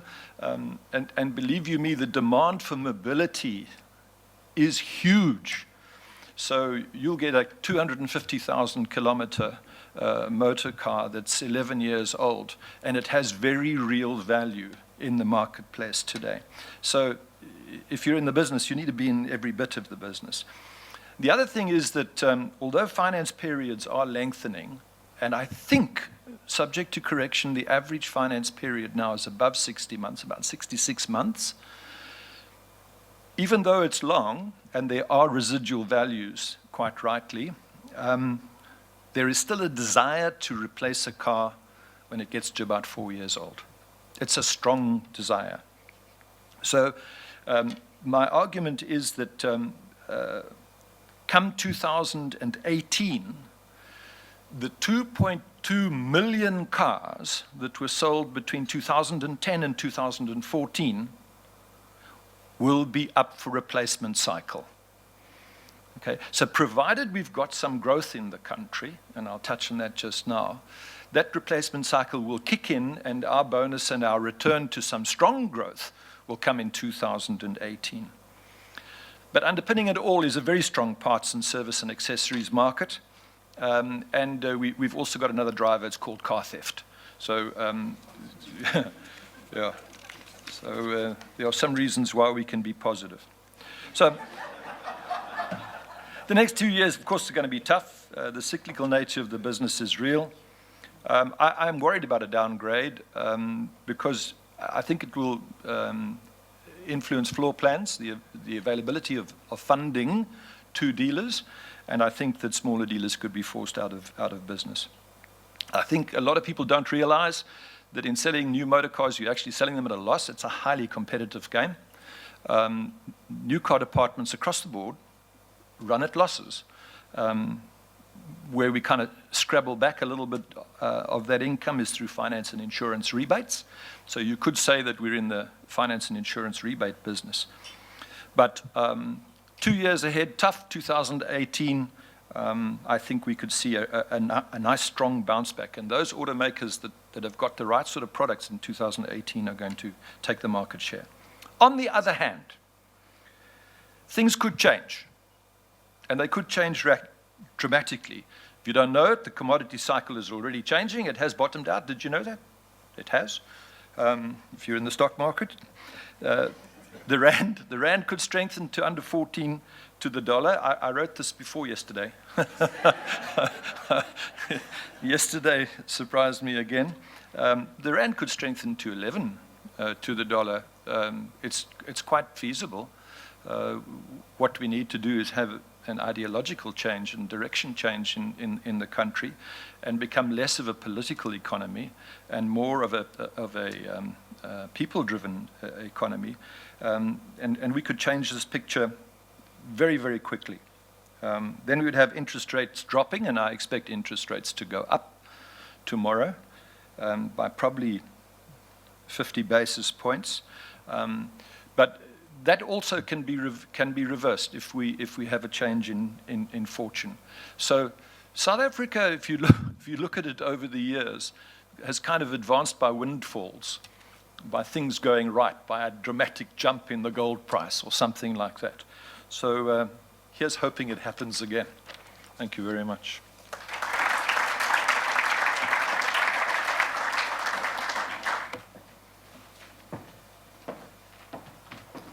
I know we're running slightly late, but I think it's been very useful contributions. Now I'm going to ask Gavin to come to the stage where he's going to pose some questions to the panel.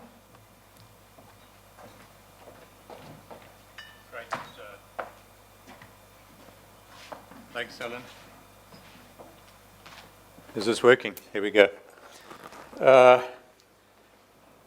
Thanks, guys. Hello, interesting views, and if I look at them, they're probably more positive outlook for the future, and some tremendous businesses that you have got. I think across all four of you, you can be proud of what you've done in the country.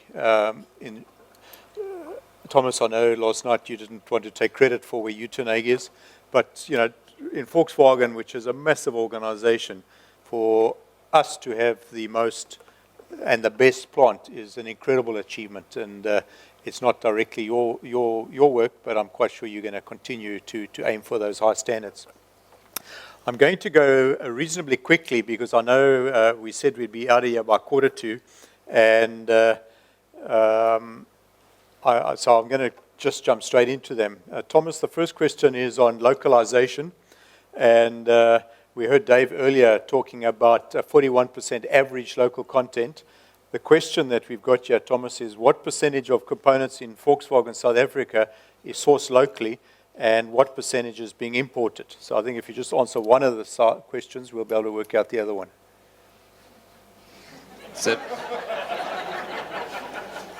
We've got 72% at the moment, 75 on the Vivo and 71 on the Polo, but we are pushing this up with the next generation of the vehicles that we're investing to 80%. It's a business imperative. Unfortunately, what's happening at the moment, and Dave spoke to that on the new codes, the BBBEE codes, doesn't make it easier because now there's a lot of focus on preferential procurement in a sense of, I don't know how many black female-owned automotive business suppliers you know. We don't know them yet, so we are pushing for this, and it might not happen overnight. It's the right thing to do, but for us, those codes are not helping with the localization. On the contrary, they're pushing in the wrong direction. So we're talking to government to get some sense into them to really say, look, give us another year or two. We're on the track. We will fulfill this, but these companies are simply not there yet. And all 7 OEMs storming at the same time at the same little supplier and blowing them up to 50 times the size doesn't help either for the sustainable development of the country. So, yeah, I mean, 72% average, I think, is exceptionally good. And if we look at if 41% is the right number on average, there's a number of the other 6 or 7 OEMs that must be way below the 41%. So clearly, you guys are doing a fantastic job.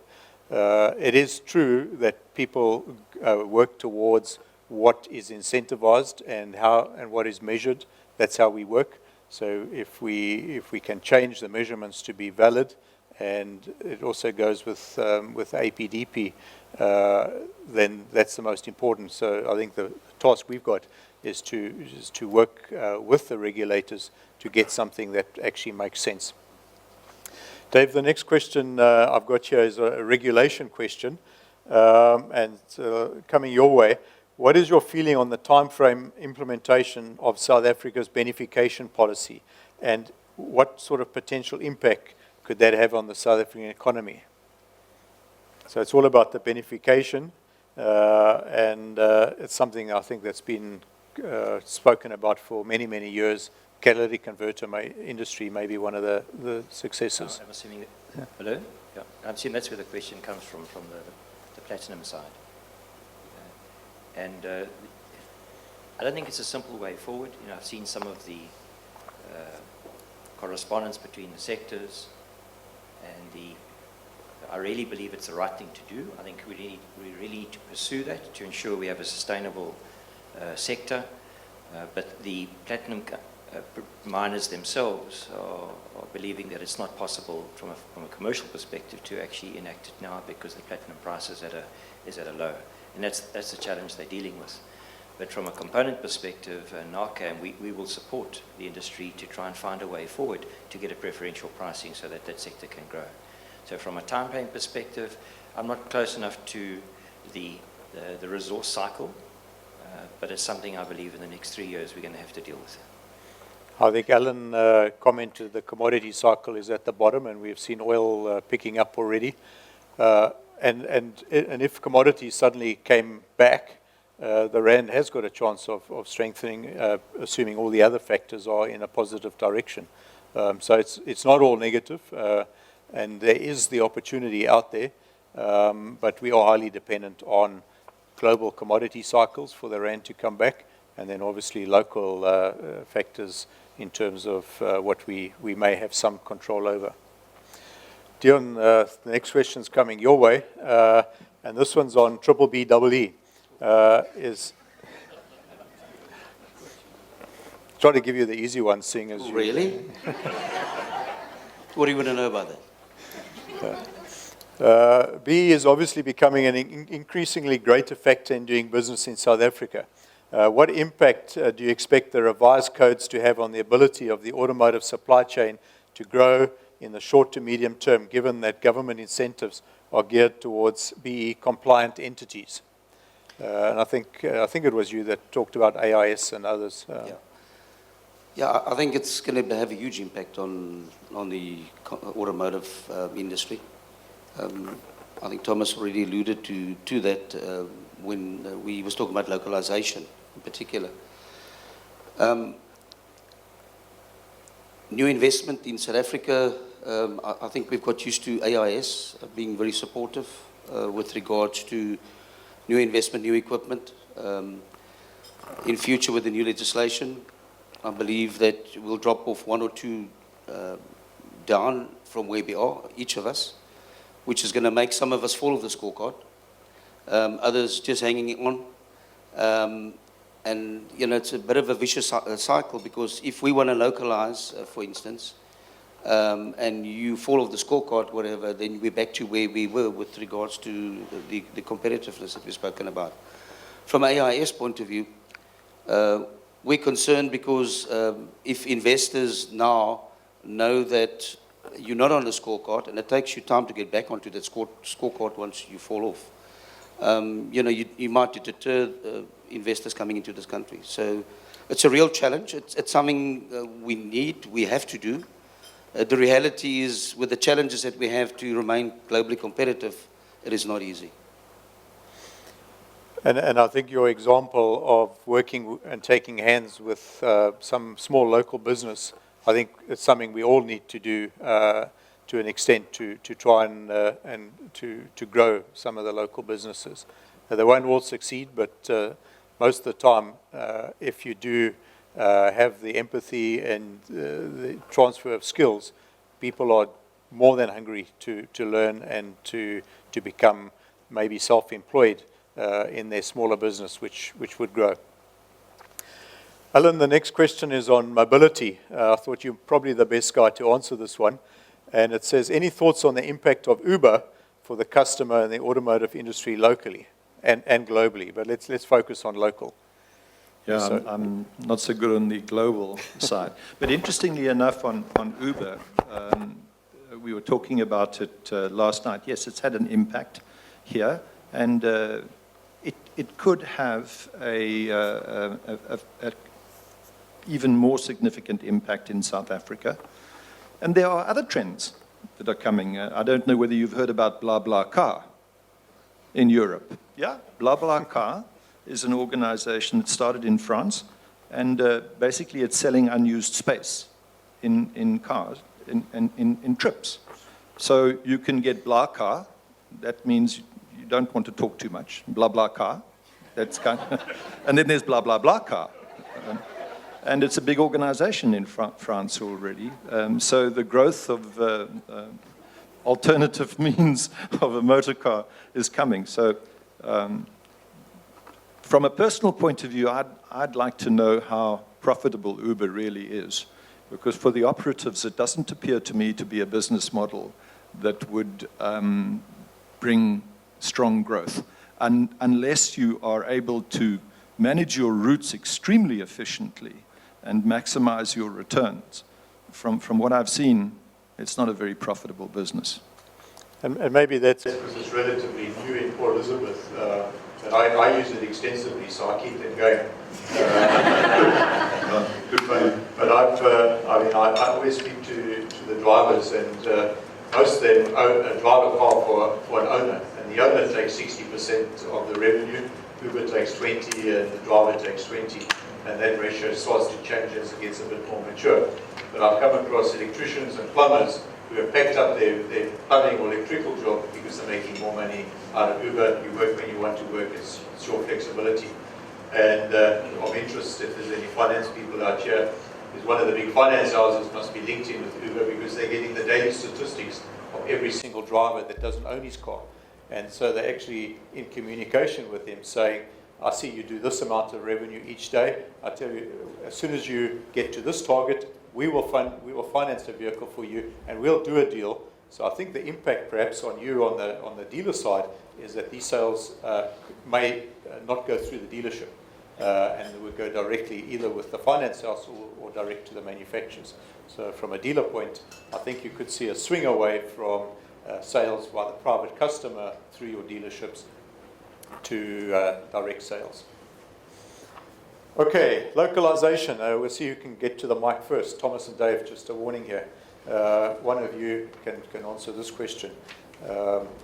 What are companies like Volkswagen doing to invest in suppliers to produce parts that are currently imported?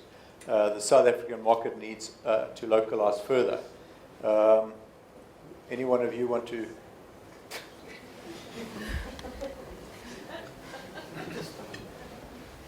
Of course, there's the romantic idea. You can have more parts and more and get everything localized in South Africa. But you have to compete internationally. We know down to the comma 1 cent what this part costs us landed on the production line. So you got to compete internationally. Now, of course, because of the high logistics cost, bringing it in, there's a bit of an offset to that.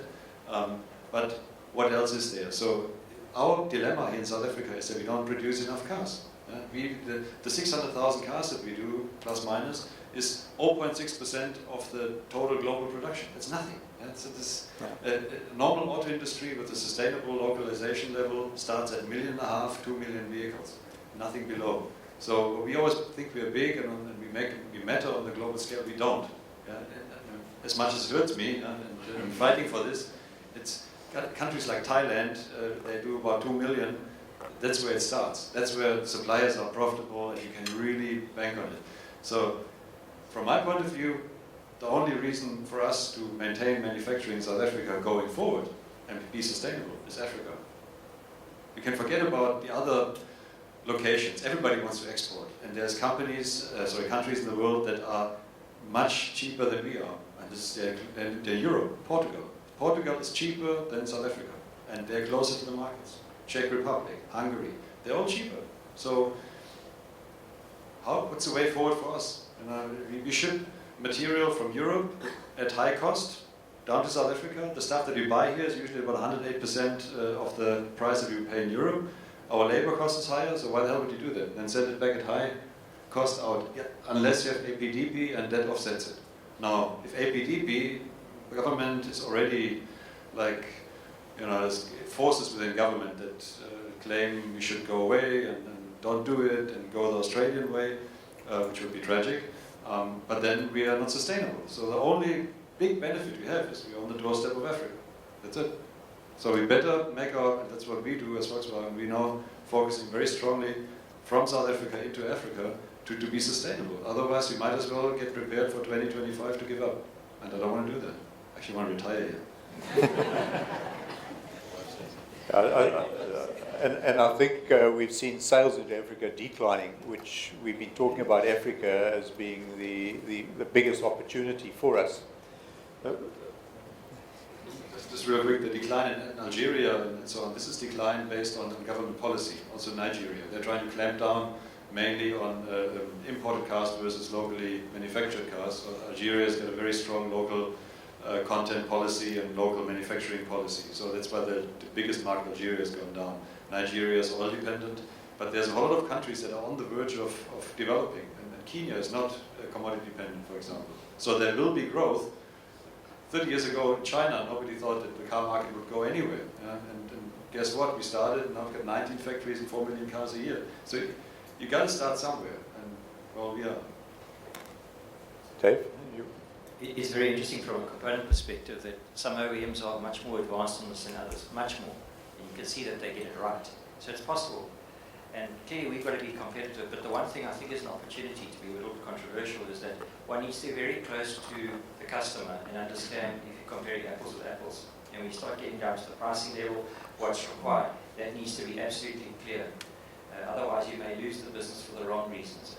So I believe there is good progress in some places, and that's the example we can follow. Thomas, just another question linked to what we've just spoken about, and this one's around OEM capacity globally, and what impact is there on the fact that some of that capacity, the word here is displacement. So I'm reading into that, it's if there was surplus capacity available elsewhere in terms of your previous comment, why would they want to make vehicles in South Africa? Our biggest problem is stability in South Africa. Are we reliable? Yes or no? We'll prove that end of this year in the collective bargaining, whether they can trust us with export or not. The previous time, in 2013, we're still being seen as not reliable. About 50,000 cars, I think, were lost during the strike in 2013. These cars are gone. they're not coming back. Customers don't wait for them. They will be allocated to other factories in the world, and South Africa loses it out. So we will see this year whether we can be reliable or not, cost-wise, and from a quality and from a efficiency point of view. We're right there. Otherwise, we wouldn't have won that plant award. I think we're all there. BMW won an award last year. JD Power, Mercedes done that. So there's no. We're a great location. People love the flexibility that we bring and the way we produce cars. But if we let them down regularly with strikes, that's not going to happen. So we're hoping that this year we can mellow it over a bit.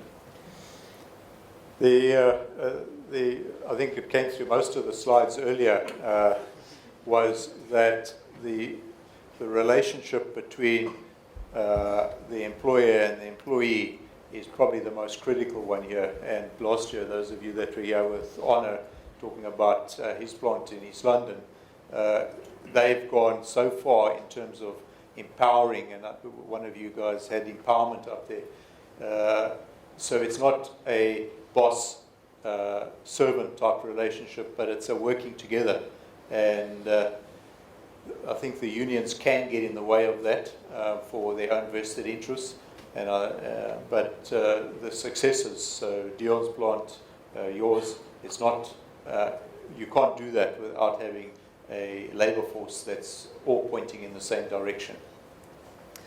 I get to the last question here, and it's around production. So, and it says VW, but I think anybody could answer this. Do you share the possible location of new OEMs to South Africa as a threat to the market share in South Africa?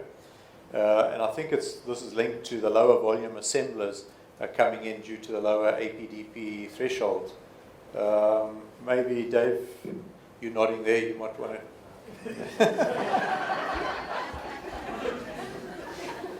No, actually don't see that. I think it's good that more manufacturers come in, that the threshold's been lowered. There's two companies that were battling always around the 50,000 mark, now lowering it with a scale of benefits. It doesn't, the low manufacturers with 10, 20, 30,000 cars will not get the same benefits like we do with 120 or now going to 180,000 cars.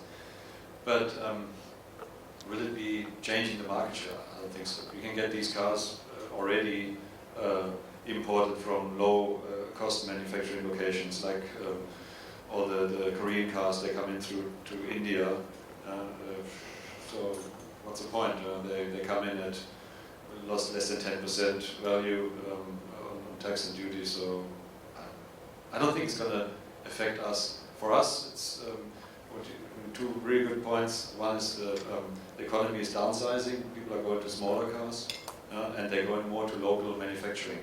We do both. We're in the small car game. We do local manufacturing. We have a 50-50 setup. We've got 50% import, 50% locally produced. So I'm happy where I am now. So. Right, I think we've Dave. Can I just say, I think that's a make or buy decision. Yeah. In terms of that importer needs to decide how they make more money. Yeah. I was just going to go back to Professor Malik that Thomas raised earlier. And so where are we in that little overlay between the red and the green?